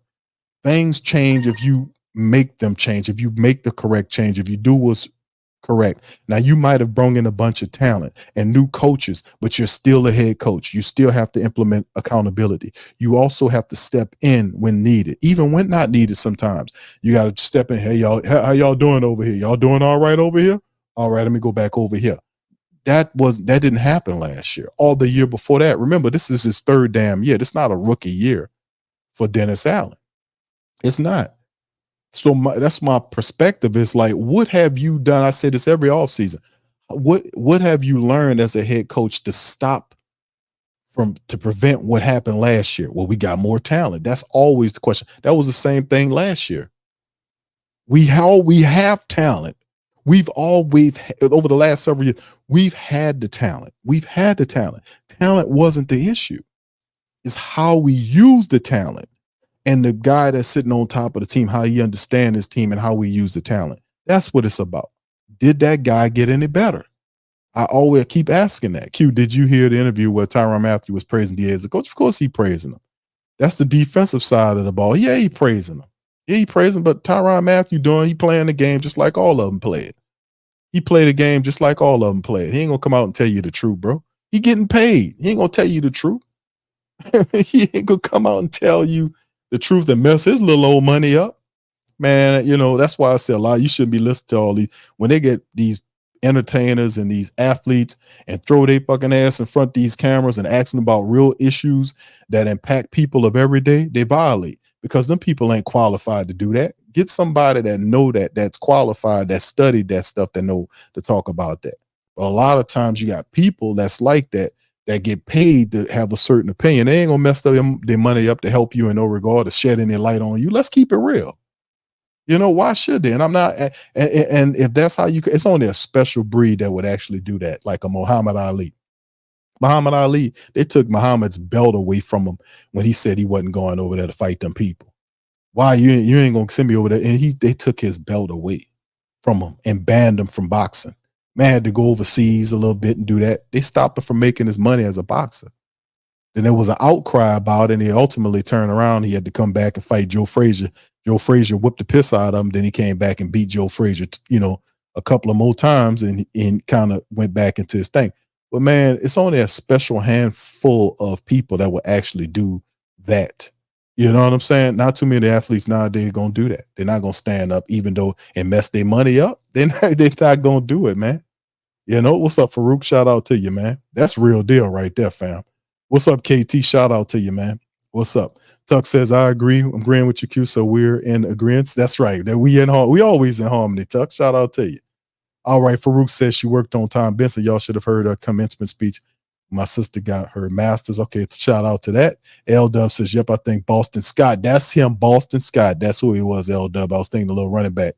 All right. KT says, Rev Saint and I jumped Slick Mickey and Ross's. Dude thought he could sneak out with the Cajun turkey. Yes, indeed. You gotta watch out, KT. You better duck and cover, bro. Mickey keeps that thing on him. I kept telling you that. All right, H-Town says Q. DA Saints front office is outdated, bro. They operating in the early 2000s. Thank you, bro. Ken says, fact that the Saints beat Green Bay week 3, they make the playoffs. James Winston couldn't advance the ball in 30 minutes of football. Completely unreliable place kicker. They had a comedy of errors in that game, bro. 11 minutes of football is all they needed to do. They were up, what was it? Well, or what? I forgot whatever it was, but they were blanking them, and they came back, or maybe they had 3 points or something. I forget, man. I kind of erased some of that game out of my mind because to me, that was the worst win of the Saints loss, of the season. Was the Green Bay loss, was the worst one. And I was saying at the time, that's going to come back to kick you in your ass. And it did, because Green Bay gained ground. They were able to push past, and then the Saints looking at everybody saying, hey, we need work. We need somebody to help us out here win. And once again, it didn't work. Also, another loss I didn't like was the Minnesota loss, because they didn't even have a starting quarterback. They had a guy they traded for like a week earlier. And the man came in there and beat the Saints like they stole something. They ain't even have their top wide receiver or their starting quarterback. They beat the Saints. Saints say, okay, yeah, that was just a fluke. We got a bye. We're going to come back out. We're going to handle some business, because after the bye, you got Atlanta. Guess what happened? They lost to Atlanta. After saying they was going to make some changes. See, I don't forget, man. So you can't tell me anything, man. You can't tell me something. I'm going to throw it up in your face. Tell me the truth, man. Carr said, he says Carr didn't get going until the last couple of games of the season. To me, it seems that he's a slow learner, because typically it only takes QBs that I've seen the first few games of the season. H-Town says they have good defense talent, not the offensive line. All right. GM Kev's in the building, says Dennis still head coach. Or I mean, he's still, the astronaut. Yeah, Tuck, the astronaut. Yeah, I forgot the man's name. Josh Dobbs. There you go. Josh Dobbs. I just thought about it. Dobbs was the quarterback. So in essence, what I'm saying is the whole thing, like in terms of the talent, the Saints defense, they got talent. I love some of the moves, but I say that every offseason. If you think about it, go back and listen to the show, all this stuff tape. Every offseason, said, like, that's a good move. That's a good move. The good move. And then the question after that, I would say was, how do then the Saints take the talent from the offseason or the energy from the offseason and then bring that into the end season and translate it into wins on the football field? How do you then do that? That's up to the head coach. The head coach has to have the proper strategy, because even though we're looking at Clint Kubiak is only the offensive coordinator. You know, he's only the offensive coordinator. Dennis Allen is still the head coach of the football team. He still has to operate with some type of accountability. If things start to struggle over there, he has to go and get that together. But he's not gonna go and criticize Derek Carr when Carr struggles or fails, or tell him, man, you get it and get, like a John Gruden would. John Gruden to cuss him out and all kind of stuff. He did it. And he said so. Then Derek Carr thanked him and said, I appreciate him doing it. Go listen to interviews, and he talking about Coach Chucky. In them 2 or 3 years we with John Gruden doing all that, John Gruden was cussing him out, fussing at him because he was doing stuff he had no business doing. But that's a part of the game as a football coach, and ain't nothing new. If you played football before, coaches cussed at you. Yeah, they damn did. They fussed at you. Yeah, they cussed at you. When I was playing, they was cussing and fussing. The coach I had was cussing and fussing. He cussed and fussed his ass off. You know, I think, well, I got some of mine from him. You know, that's pretty much what happened. Probably, I ain't gonna say that. You know, but yeah, they cussed and fussed. That's what they do. Anybody that play sports and professional sports know that you're gonna get cussed and fussed at. Maybe nowadays it might not be as much as what it was when, you know, back in the day when we was doing it, but the coaches get on you. John Gruden's like Sean Payton. Sean Payton gonna cuss and fuss at you. He gonna do that if you do something wrong.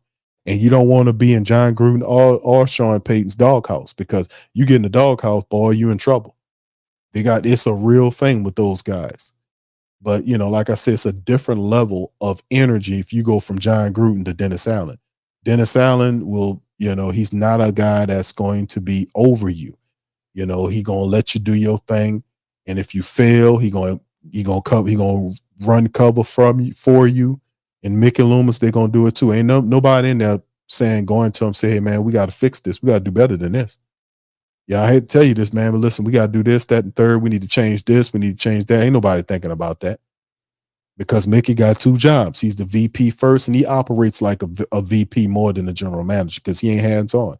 During the off season, he working with stuff and doing all this, but during the in season, he ain't working on contract extensions all the time. He doing pretty much what he doing, sitting in there talking on the phone about business and stuff with the Saints. But in terms of like football related activities, man, when a general manager is supposed to be constantly paying attention to his team, if they have issues in there or player personnel concerns, you know, they need a general manager to take care of that. They need a guy that's exclusively dedicated to the interworkings of this team during the in and off seasons. And that's not Mickey Loomis. He basically almost retires when the season kicks on. He don't talk to no players. He don't iron out any wrinkles. If they got shit going on between players fussing at each other in the building, Mickey Loomis don't iron none of that out. He don't talk to them. He don't do it. The reporter said that. That's stupid. He even admitted that he doesn't do in-season evaluations. That's also stupid. That's dumb and lazy, man. I don't know if I would have told you guys, well, I don't do any in-season evaluations. I'm just too emotional. And when I'm emotional when we win, and I'm emotional when we don't. I'm like, what? But see, he was comfortable enough to tell you that. You think Dennis Lucia heard that? That he paying him to be the GM, but he not doing any evaluation. You think Dennis heard that? Dennis heard, and he heard that shit. Because he doing it too. He ain't doing no evaluation either. And neither is Gail. None of them people doing, and see, it's a lot of pressure on Clint Kubiak this year. He don't have time to sit here and get Carr together. Carr is going to have to operate and complement to the running attack. I'm going to keep telling the same thing, because he got a lot to do. He got a young offensive line with 3 new starters, and two of which are tackles with a limited amount of experience. Matter of fact, Fuaga didn't have any NFL experience. He's a rookie. Penning has a few games there. You know, on the opposite side, you got your best offensive lineman in terms of your tackle. He's facing a career issue. So the offensive line for the Saints is a major point of emphasis. So he has to establish identity, has to get the running game going with the aforementioned issues, and then get Carr as a compliment and teach him, because he said he got to teach him in phases. So he got to start off by running the ball. So we'll see how it all goes, man. And I hope the world for Clint, because he got a lot of pressure on him to turn this stuff around for the offense to get going. They got all the personnel. We have all the talent in the world. If we use it right, we should be able to win some games. We should be able to win some games if we use it correctly. We have to be able to use it correctly. And Dennis Allen has to improve as a head coach. He can't do what he did last year. And the year prior to that, he can't do the same stupid stuff. He has to be more proactive in his approach when he sees stuff happening, which requires vision. He has to be able to, if he sees something struggling, he has to be able to have an imagination to say, hey, let's switch this up and put this here and there. You're the head coach, not just over the defense. You have power over the offense as well. And I really do think Dennis Allen should turn over the play calling duties, defensively speaking, to his defensive coordinator, Joe Woods, and become more of an overseer of the team. I've been saying that as well. Focus on the whole team as opposed to sitting up there calling the plays, trying to do some shit like that. Just let that other man do that, and you focus like you're supposed to be doing on the entire team. Try that. Of course, he won't do it. Of course, he won't do it. He's going to keep doing what he's been doing. We'll see how it lasts. All right, Kevin says spot on cue, missing the intelligence from upstairs. No disrespect. Lucia's a football. He's a businessman. I'm telling you the truth, man. He's a businessman. He don't know all that about football. He defers questions about football field activities to Mickey Loomis. Mickey's the biggest football brain on the team, but Dennis Lucia is also the president of the Pelicans, and he don't know shit about basketball. He's a businessman. See, this is where your problem stems from, because Gail don't know very much about either of them either. She was an interior decorator. She dated Tom Benson. Now, he taught about the ownership side of things by taking her to the league meetings prior to him transitioning to hopefully the higher levels, But outside of that, he taught him that. He taught her that. But in terms of her knowing the football and basketball side of the game, she's more like she comes off as more of an ambassador. Then, Gail is like an ambassador type, when it comes down to that. But she over relies on guys that her ex-husband gave her, and she needs to establish her own identity over these teams and not use his. His vision is not what it used to be. These guys that he left her are not this, they operated a little differently, because when Tom Benson was running the team, they wouldn't play all these foolish ass games and do all this stuff, talk like this, act like this. He would frown down on that. Mickey Loomis couldn't talk that elitist bullshit if Tom Benson was on the planet. He wouldn't dare talk like that. He wouldn't dare have these type of stances that he had. And I know for a fact that he wouldn't have those type of stances. So, it's a difference. So she has to establish her own identity over both these teams. She have to bring in her own people. Find somebody you trust that has the IQ, that knows about the football side, that was a former player. Try to see if you can find you a John Lynch type somewhere, on the football side. And, and I think Swin Cash should be a person that I think Swin, shout out to Swin. Swin she needs to have a higher position in the Pelicans organization, because she was a fantastic basketball player, and she's an exec on the Pelican side. She got fired to her, and she's honest. I think Swin should be elevated over the top of David Griffin. That's what type of people you put there, man, and run stuff like that. I'm just keeping it a buck, man. I know these teams. I know my team. I'm supposed to, All right, let me answer a couple of more, then I'm getting on the body here. Trine says, Q, what's up, brother? Trine says, Big Q, you think we're going to get Trey Hendrickson? Absolutely not, bro. I would love to see Trey Hendrickson back, but Trey Hendrickson costs a lot of money, bro. And matter of fact, that's why he wants to get out of Cincinnati, because he wants more money. He wants more money, and the Saints can't pay Trey Hendrickson with they just signed Chase Young. So I don't think, and plus they got a couple years left of Cam Jordan. They gave him his money. They paid Carl Granderson a year or two ago, gave Granderson his money, and they still got a first and second round pick. They got to see what they can do. I think it's a bad time for timing in terms of what this is, but I'm going to say no to Trey Hendrickson. I don't think he comes back, because the Saints can't afford him. KT says, Q, nothing will change until it affects their bottom line. That's why I call for change, bro. That's why Kev said, keep it going. I hear you, Kev. H-Town says, Gail is an old lady stuck in her ways. Saints will continue to be bad. I'm not going to, well, listen, bro. I say truth talk, and I say truth talk not to demoralize you, but I say truth because truth's supposed to make you free. It's supposed to open up doors. It's supposed to open up your mind to other thinking. But I'm not going to use positive spin to lull you into a false sense of security about these teams. I'm going to keep it real about it. There are a lot of issues with these teams. And I would be very mindful of people using that kind of strategy to spin these cotton candy narratives like it's something that's supposed to be gone, and they are not telling you about the intricacies. Maybe they don't know about, because I mean, I kind of look at the team a lot differently, man. I've been doing this a while, but I know these people. I know what the problems, because there's a reason why. There's a reason why the Saints failed. There's a reason why the Saints failed the year before that, and the year before that. It's not a mystery. Every question has an answer. They all do. And when you research the team and you figure out what it is, you can find out. And it's not hard to tell, fam. Every offseason I go and I say, man, why did this team fail? And it's not a single answer. It's a combination of different answers, but they give you the right idea of what happened. And usually when a team failed, there's only a handful of people you can look at and see why they fail. And then you can look at the guy and say, that guy failed. He didn't do what he's supposed to do. But why didn't he do what he was supposed to do? What happened? And then you start breaking it down and going, like I'll be going, and you'd be like, damn, you done webbed it. You done put it together. How did you know that? Because I remember what happened. And I can then bring it to from that point of time, that juncture of time, to where we are now and make it correlate. I just said, well, and then also, like, that's a big question as well. If this guy is going to take you to success land, did he fix the things that stopped him from winning the last couple of years?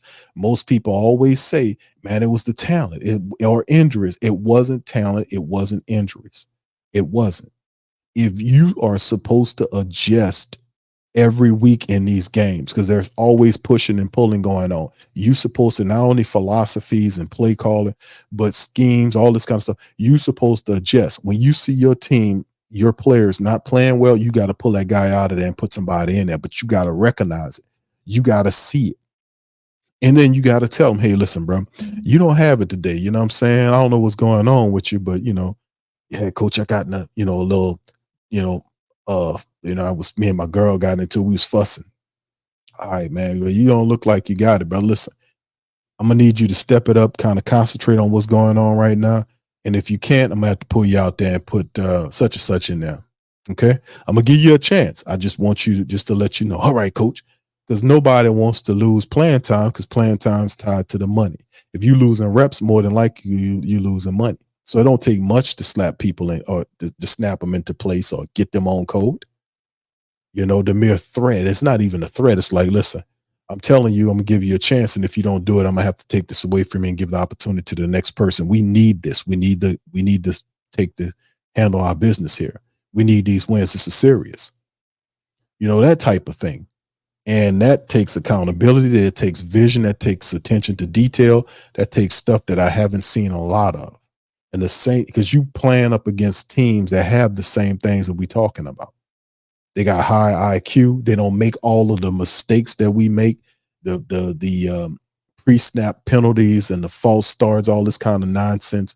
Remember all of last year, my mind is so good on this stuff that I can remember and recount last year, all of, like, at least 5 or 6 times a game there was plays, and I'm going to say at least 4 to 5 times a game where Derek Carr wasn't on page with his wide receivers. We was throwing the ball behind the wide receiver, throwing it ahead of the wide receiver, and the wide receiver running, and instead of taking wide receiver taking an out route, and he's then throwing one out, a slant route. Man, you was supposed to go out.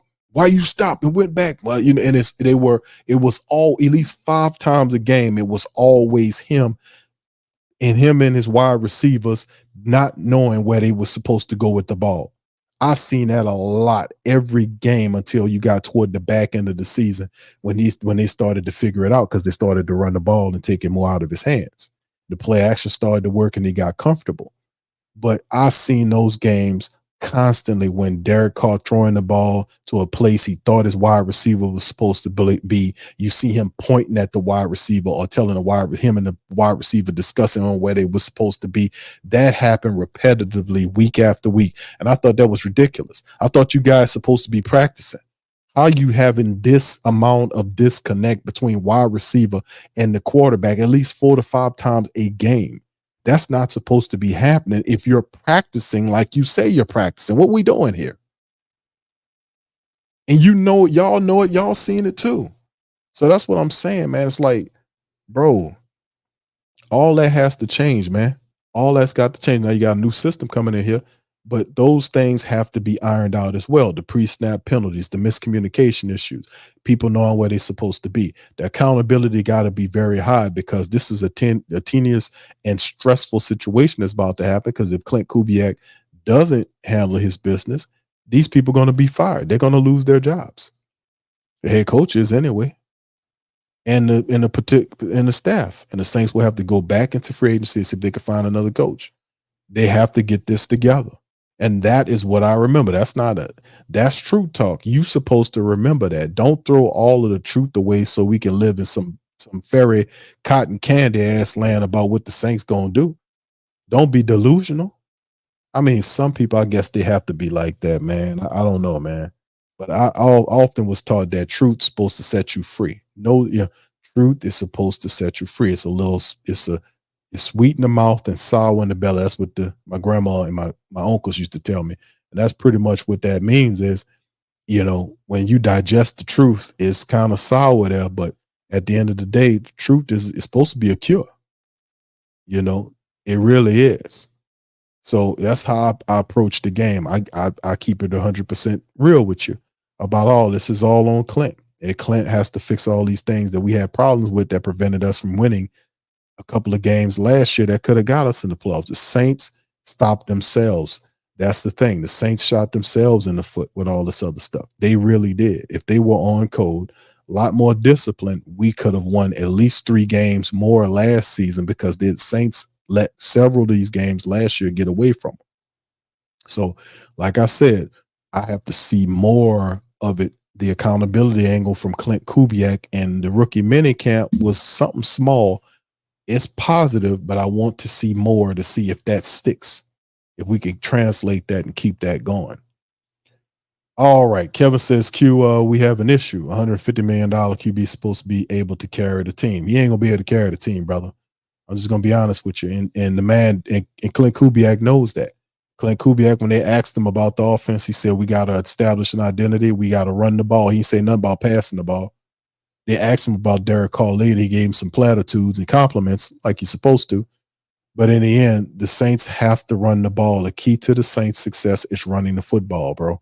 They got to get the offensive line together. And Carr operates off the back. I'm pretty sure you'll forget the $150 million once that running game and the play action starts kicking in. His numbers will go up. Really, truthfully speaking, Carr's numbers last year, man, he should have been over 4,000 yards.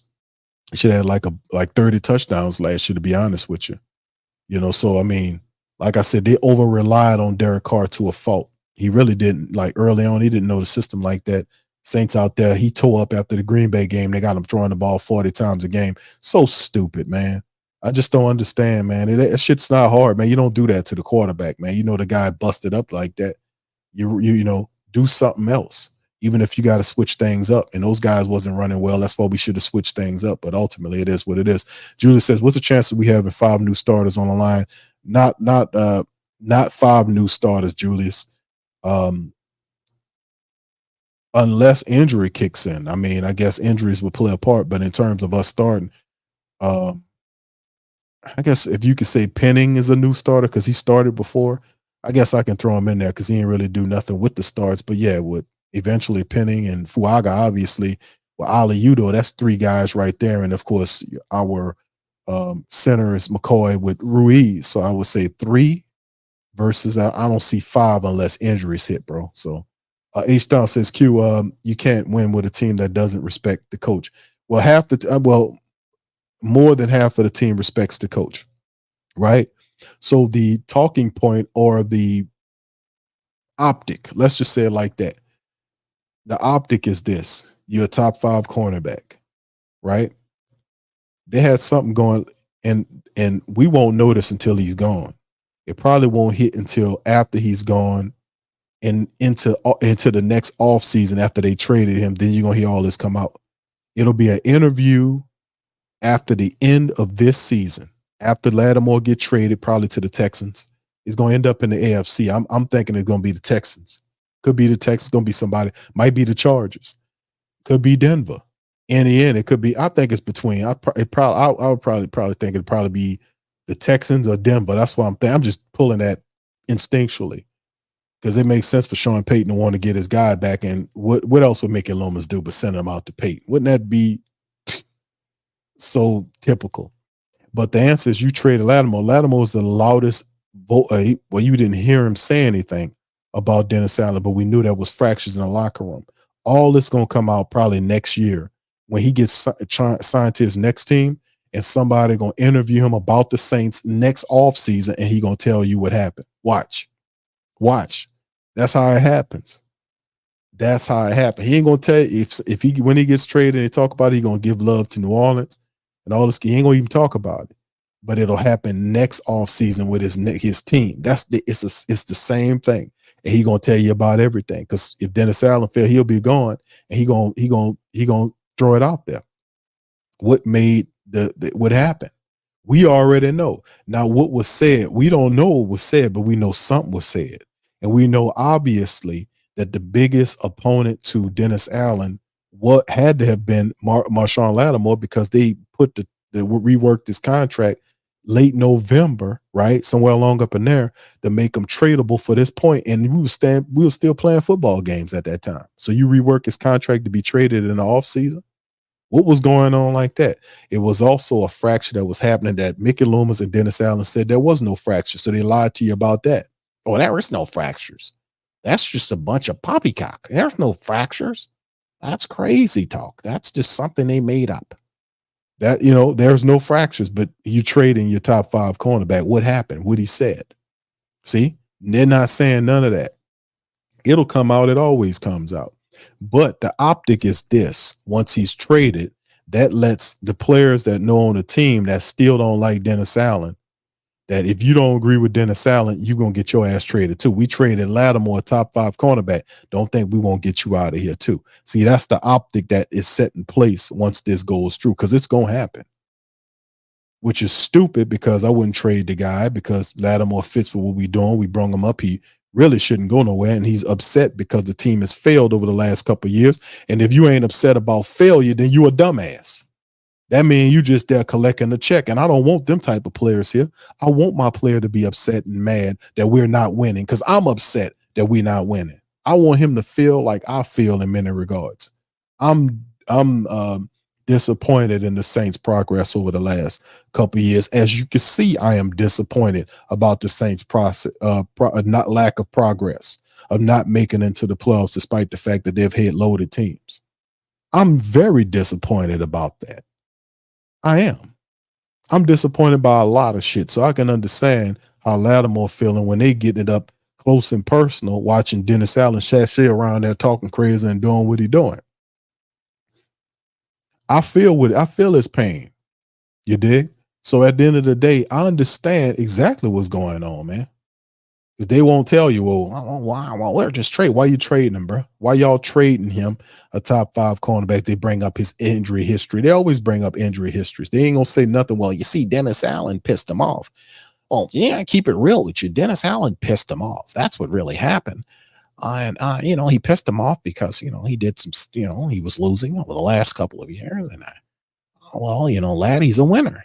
He just, and coaches got to win to gain the confidence of their team, That's pretty much what it is. And Dennis Allen, he failed in that regard. So Laddie was upset, and we're going to trade him. He doesn't have a right to be mad at Dennis. Dennis is the head coach of the team. Dennis can burn the damn building down. And if Lattimore says you're wrong, don't burn the building down. We'll trade his ass. And it's just stupid. You want players that's upset that the team is failing. You want that. That means they care about winning, man. They care about winning. It is, man. All right. Q says, L-Dub says, Q, you definitely be knowing what you be talking about. It's like your scientist professor when talking about the team. Bro, listen, man. Like I said, I've been doing this podcast for a while, bro. I do it the same thing with the Pelicans, LSU, boxing, because a lot of stuff. I played football. I played basketball when I was in high school. I did some boxing and stuff when I was younger in the police leagues. We did all that kind of stuff. So I got a love for sports. So I approach it a certain way. Like these are my clubs, like the Saints, Pelicans. These are my clubs. So when I approach it, I don't just approach it like a person, well, it's like wins and losses. It's the reason why we lose in these games.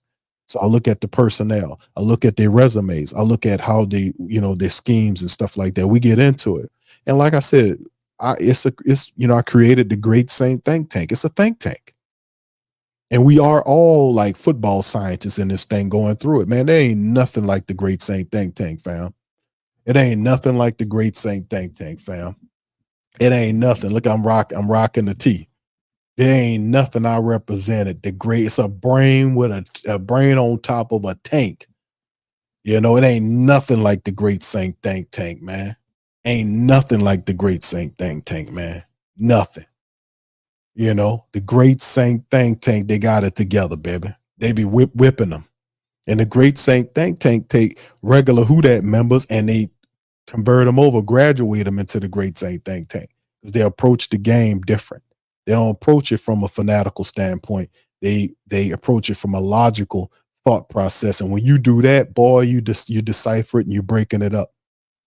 When you start looking at it like I look at it, and how a lot of people do, if you actually have a think tank. Think tanks is where a lot of the great ideas come from in society. But they got a lot of dumbass think tanks too out there. I ain't gonna lie to you too. A lot of back ass think tanks.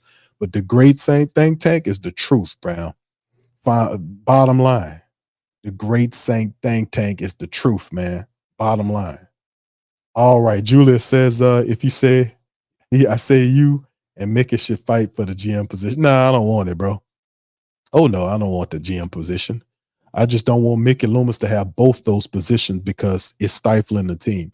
Mickey, I think he'll be a great VP. I've said that. Mickey Loomis is a fantastic vice president of football operations. Don't get it twisted. He is a fantastic vice president of football operations. Terrific. But he is not a very good general manager anymore. He's not. And you need to split those positions up. You need to make somebody else the general manager and let Mickey be a VP, because he's blurring a line between both. The VP, he acts more VP-ish in terms of like during the season when his doors close and all this kind of stuff. I think you need to split that up, bro. Get that job to somebody else. But he's an excellent vice president of football operations. He's just not a good general manager anymore. He's not. And he has never been a great general manager. What you mean by that, Q? A lot of what I'm saying is a lot of what was going on success-wise with Mickey Loomis was Sean Payton. Sean Payton was telling Mickey Loomis what to do. Sorry, fam, I'm kind of fighting through a cold. But a lot of what was happening with Sean Payton was excuse me. All right, I'm about to get up out of here. I'm starting to cough a little bit, but a lot of what's happening with that was because Mickey Loomis was listening to Sean Payton. Sean said, give me this dude, give me that dude, give me that guy, and Mickey Loomis would make it happen, even if he couldn't afford it. So he became really good at cooking the books and kicking the can. And the thing about it was he wasn't apprehensive about doing it. Like, man, I don't think we should do this because such and such, such and such. He believed in Sean Payton, which is fine. Sean Payton has a resume. You're supposed to believe in Sean Payton. He has a great resume with you. But Dennis Allen is not Sean Payton. He doesn't deserve the same amount of trust. That's where he's failing at. He's evaluating these guys like they're the same. He's left Dennis Allen to do this. Like Dennis Allen has a track record of success as a head coach, and he doesn't. See, that's the problem. See, it's supposed to be a line right there. A good general manager would have known the difference. A good GM would have known the difference. Because that's why I say we need another person at that position. He's a fantastic VP. Don't get it twisted. But in terms of the general manager, his time's up on that, man. What's up, Jay Black? My dog, Jay Black says, Q, lots of the fam said 10 plus wins and playoffs. I know, bro. And I hope so, man. I'm a rock with the fam, man. I sincerely, I really don't know. I'm going to be honest with you, fam. I'm not going to tell y'all mine right now because I really don't know. I can't tell you how many wins they're going to get because I need to see more. I need to see more of what the Saints are going to do. I really can't. I'm just being honest. I can't tell you one way or the other. Julius says, actually subbed after you said that. Okay, thank you, bro. Appreciate you. Yeah, appreciate you, Julius. Appreciate you being here, man. All right, KT says Q, ask Mickey how his job is. Nah, KT, he ain't gonna talk. Oh my God, that was the guy. Let me see that picture. That was the guy. Oh my God, that guy right there. I was like, man, what are you talking about? I don't even eat turkey. I'm a vegetarian. I eat clam chowder and orange juice. That guy was blaming me. I said, man, I'm 60 something years old. I'm not going to fight you. I'm just going to start shooting in this son bitch. You know, that's him right there on that picture. That's him right there. Oh my God. All right, Greg, what's up, fam? 100% agree. Thank you, fam. Tim says, Q, do you think we're done at safety? That's a good question, bro. A lot of articles coming out. People are trying to wish the Saints into a safety, man, to get a safety. But like I said, unless the Saints get, I mean, there's still time. I don't think it'll be one of these big names. Say a lot of people trying to throw Jonathan Simmons. Jonathan Simmons don't work for cheap, bro. A lot of people want him in one of these. When they talk about safeties, they talk about like the top 3 veteran safeties. Saints ain't gonna go for no top 3 safeties. Like we got Will Harris. A lot of people are like, seriously, did anybody see the Saints signing Will Harris? When we talked about safeties, a lot of people was thinking about Simmons and a couple of other guys. They weren't talking about Will Harris. So in terms of veteran safeties like a Simmons, man, I don't think so, bro. Because of the money. The money, matter of fact, let me do this right quick before I get on up out of here. Let me take a look over here at something here. Hold on. Let me take a look. Let me show something right quick. Because the Saints signed most of their rookies, and this is what over the cap is reporting the team's money is right now. Take a look at that. Saints cap space right now, almost 6 million, 5.9 plus. Right? They were at just over 8 something, about 3 to 4 to 5 days ago. But after the signing of, contracts and whatnot, this is the money that they have, almost 6 million left. And then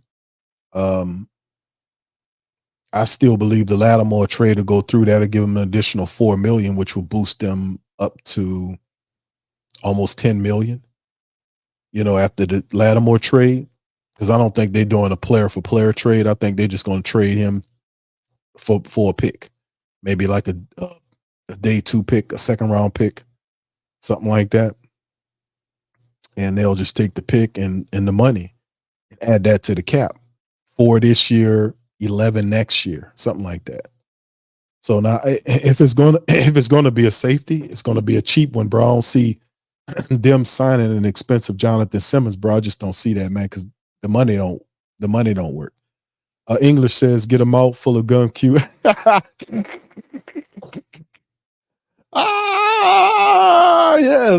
I gotta give you a clap on that one, bro.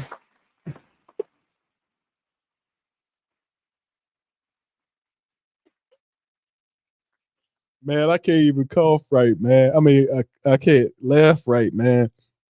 Man, that was awesome, man.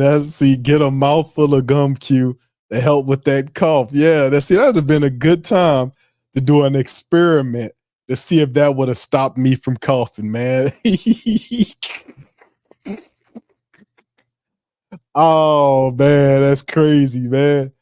All right. Yeah, that's funny, man. What's up, B Jizzle? How you doing, my brother? How you been, man? Yeah. All right. No, absolutely not. KT, Justin Simmons is expensive, man. Justin Simmons ain't gonna work for cheap. Justin Simmons gonna cost you some paper, bro. You ain't gonna sign Justin Simmons for no cheap money, man. He ain't worked cheap all his damn career. He ain't gonna do that just to come to the Saints. Hold on, let me see. What he made, I mean, he made big money. I don't think he gonna get what he got from last year, but still in all, let me see what his contract was from last year. He ain't gonna get what he got, but he still ain't gonna work for no cheap money.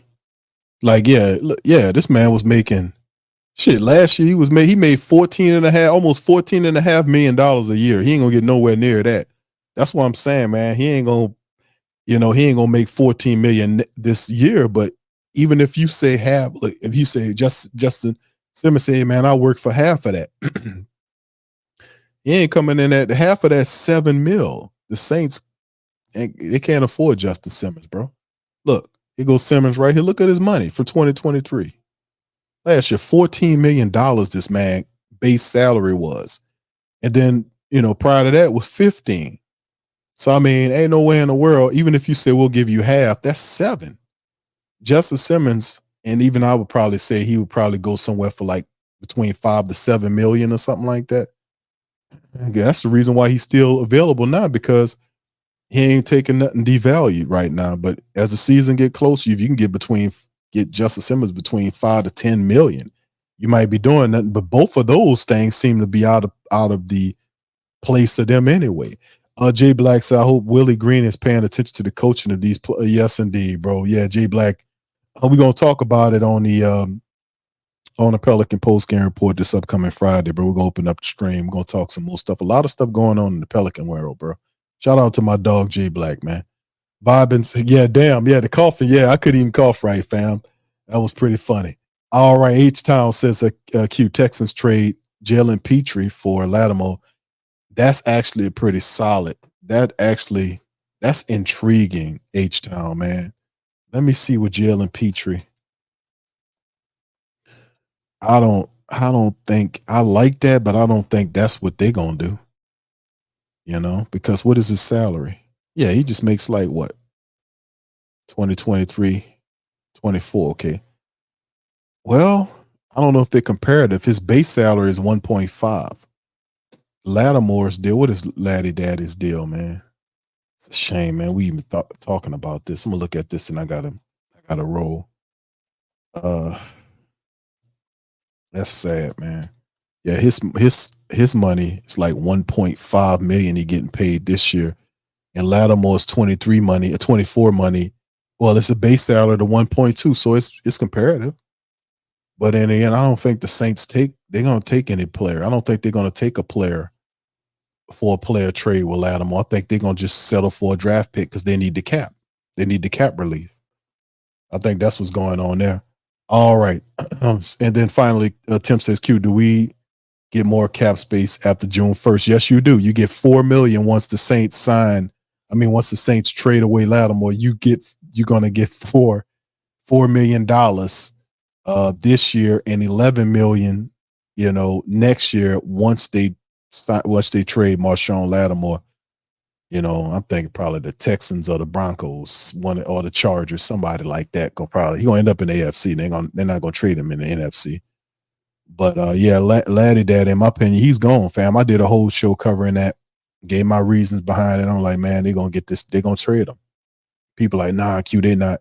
Put a poll up. People like, a lot of people said no, they ain't gonna trade him. I said, y'all are in for a huge surprise, because June 1st they can't do it right now because they got to work. They got to wait to after June 1st.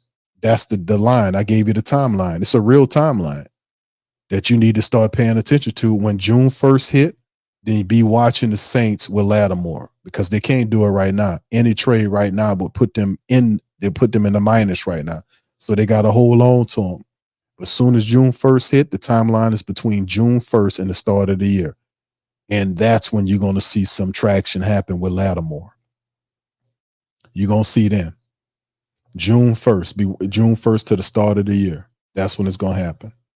All right. So anyway, with that being said, fam, I was supposed to be in here for like 20, 30 minutes. But as always, I love to talk to the family members about the Saints, man. Listen, it's truth talk, man. Truth talk is it's good to be excited about. Like, not too excited. I don't want y'all to get y'all hopes up too bad. Like people got their hopes up last year with the Saints, and then they got slammed down. But I don't want y'all to do that to yourself. So kind of temper your expectations, you know what I'm saying? And kind of pay attention to not just the movements of the teams, but how the coaches are sounding. Have some of these coaches, like had Dennis Allen, fix certain things about his game that's kind of prohibiting the Saints from stepping it up to the next level. How's his philosophy in terms of that accountability? Are they talking about that? Clint Kubiak, how accountable is Clint Kubiak? How disciplined is Clint Kubiak? That type of stuff we need to start paying attention to moving forward, because that's some of the stuff that kind of hampered us last year from taking it to the next level. If we'd have been I guess more, I want to say, I guess, lack of better words, would have been more, just by half more accountable last year, we would have been in the playoffs, because we'd have made the changes. We'd have made the coaching changes. Would have switched up the offensive coordinator if we needed to. Let somebody else call the plays. Switch the offensive line coach around. We'd have done something, to kind of spark something with the offense, something, adjustments. And we'd have done just a little bit more. We could have seen a 2-game difference. So we have to kind of temper our expectations with the Saints, because every year we get talented players in here. Every year we do. Every year we get talented players in here. It's all about how they take these players and implement them into the system and win games. That's what it comes down to. So I want you to kind of temper your expectations, be excited, but at the same time, understand who you're dealing with here. This is not exactly Bill Belichick walking up in this son bitch. This is still Dennis Allen. We need to see if Dennis Allen has gotten better as a coach, leading these men to a playoff, something he's never done before. So although I don't have any faith in Dennis Allen, I do have faith in Clint Kubiak, because I've been studying Clint Kubiak's game and looking at some of his old interviews. I like how he talks. I kind of deem him as a serious personality about his business. That offense is not just something he picked up from somebody. That's the offense, his philosophy, his family business. So he knows it like, your family history, your lineage and all this. He knows that stuff. So that, how he applies it as a teacher. He has some really good situation that he was in. So I want to see what he can do. I'm really going to be kind of focusing on Clint Kubiak. He's the answer to everything that's successful in terms of the Saints offense, because we're going to have to score some points. We're going to have to do some stuff. I think the defense will be okay. Special teams will be okay. But the offense, man, I just want to see what Clint does. And I got faith in him. I'm more positive based on some of the research I've done with him in these previous stops. Can he bring half of that here and see what we can do? So it's going to be interesting, man. So anyway, with that being said, let me see if I'm going to take a look at the poll right here. Well over 150 people voted in the poll, and 51%, a resounding 51% of the pollers said the Saints win 10 wins and get in the playoffs. Okay, fam, shout out to you guys. 20% says 9+ wins, playoffs. 11% says 9 wins, no playoffs. And 18%, which is the third highest total, says 8 wins or less, which obviously no playoffs. So good poll right there is 51% of the 150 plus people that were polled said that they believe the Saints will have 10 wins in the playoff berth. I sincerely hope so, family. I'm tired of not being in the playoffs. I'm tired of all of this, man. I want to see the Saints get in the playoffs and do some damage, man. Just don't get in there and get blown out like the counterparts the Pelicans did. Get in there and make a little noise while you're there. You know what I'm saying? Do something. Jay Black says, did DA do his coaching? I don't know, Jay Black. That's what we got to figure out. I don't know, my friend, but that's a good question. H-Town says, Kubiak's off the Shanahan tree, run the ball, set up the pass. I'm for that.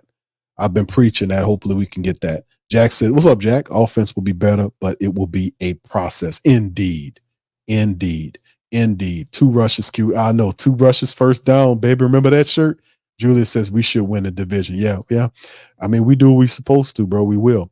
All right. So anyway, with that being said, I'm gonna get out on that. I'm just gonna ask everybody in the family, if you don't know already, a lot of family already know about our sports website, thewhothatdaily.com. We cover the Saints, Pelicans, LSU. What else we cover? We got we just brought on a entertainment contributor. We got our own sports site, man. We doing boxing. We got contributors, man. Shout out to all of our contributors, man. Turning in articles. The whothatdaily.com is our platform. It takes for all the different platforms we have, all of the stuff that we got doing. It's more than just Sports Coma. It's the Pelican Post Game Report, Ring Kings, Boxing, Tough Tiger Talk, and a lot of other stuff that's going on. All is headquartered at our website, thewhothatdaily.com, with articles posted daily. So we got a lot of contributors over there, man. We are force. Independent media, fam. Back to independent media, man. And know the difference between independent media and people that's not independent media, okay? Know the difference. Please recognize the difference and support and hoist up independent media to the best of your abilities, for real. Because it's the counterbalance, the narrative. It's up to you guys. Counterbalance the narrative. Share the articles. Sign up for the newsletter. Do stuff to help empower that media. It's for you guys, and I'm from up under you guys. I'm from out of there. I represent the great Saint Think Tank and the Who Dat Nation. So I'm one of you. So, let's work together on this endeavor. We're doing it for like 4 to 5 years, man. We got a lot of really solid contributors there, and we putting in that work, man. I'm so proud of all these people and all this. And shout out to the family members that helped us to build this beautiful and powerful platform. The WhoDatDaily.com's been out for about 5 years now, and we've been, putting in that work. So if y'all want to help us out by sharing some of the articles, please feel free to sign up for the newsletter.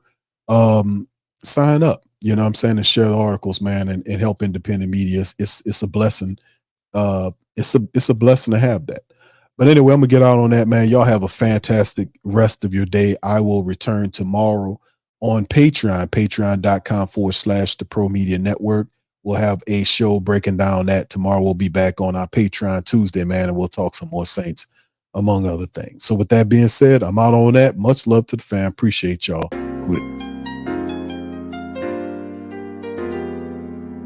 Yeah. Boogie like Benson, I'm a who that. I'm a who that. Long as I'm living, I'm a who that. Lose or winning, I'm a who that. Sports Coma, yeah, this is where we do that. Where we do that at. Where we do that at. Where we do that, where we do that, where we do that at. Boogie like Benson, I'm a who that. I'm a who that. Sports Coma, this is where we do that. Where we do that. Welcome, welcome, welcome. Somebody please better help. Running this thing like Elf. I thank God every day I'm not a felt. Go to YouTube Live with Big Q and the guys. If you ain't ride or die, the bandwagon get flipped. Been marching in, that was way for the ring. I was yelling out your shame for the championship. Bucking on town, duck down. Falcons, pluck, get shut down. Panthers ain't much touchdown. The vision really belong to us now. So much hate on the Saints, you could probably tell. Ever since Bounty Gate hit the NFL, when things seem fishy and you probably smell the crooked referees on Roger Goodell. Yeah, probably like this and I'm a who that. Every day I'm living, I'm a who that. Lose or winning, I'm a who that. It's the Sports Coma, this is where we do that. Where we do that at. Where we do that at. Where we do that, where we do that, where we do that at. Boogie like Benson, I'm a who that. It's the Sports Coma, this is where we do that. You're listening to the Sports Coma with Big Q and the guys on the PRO Media Network.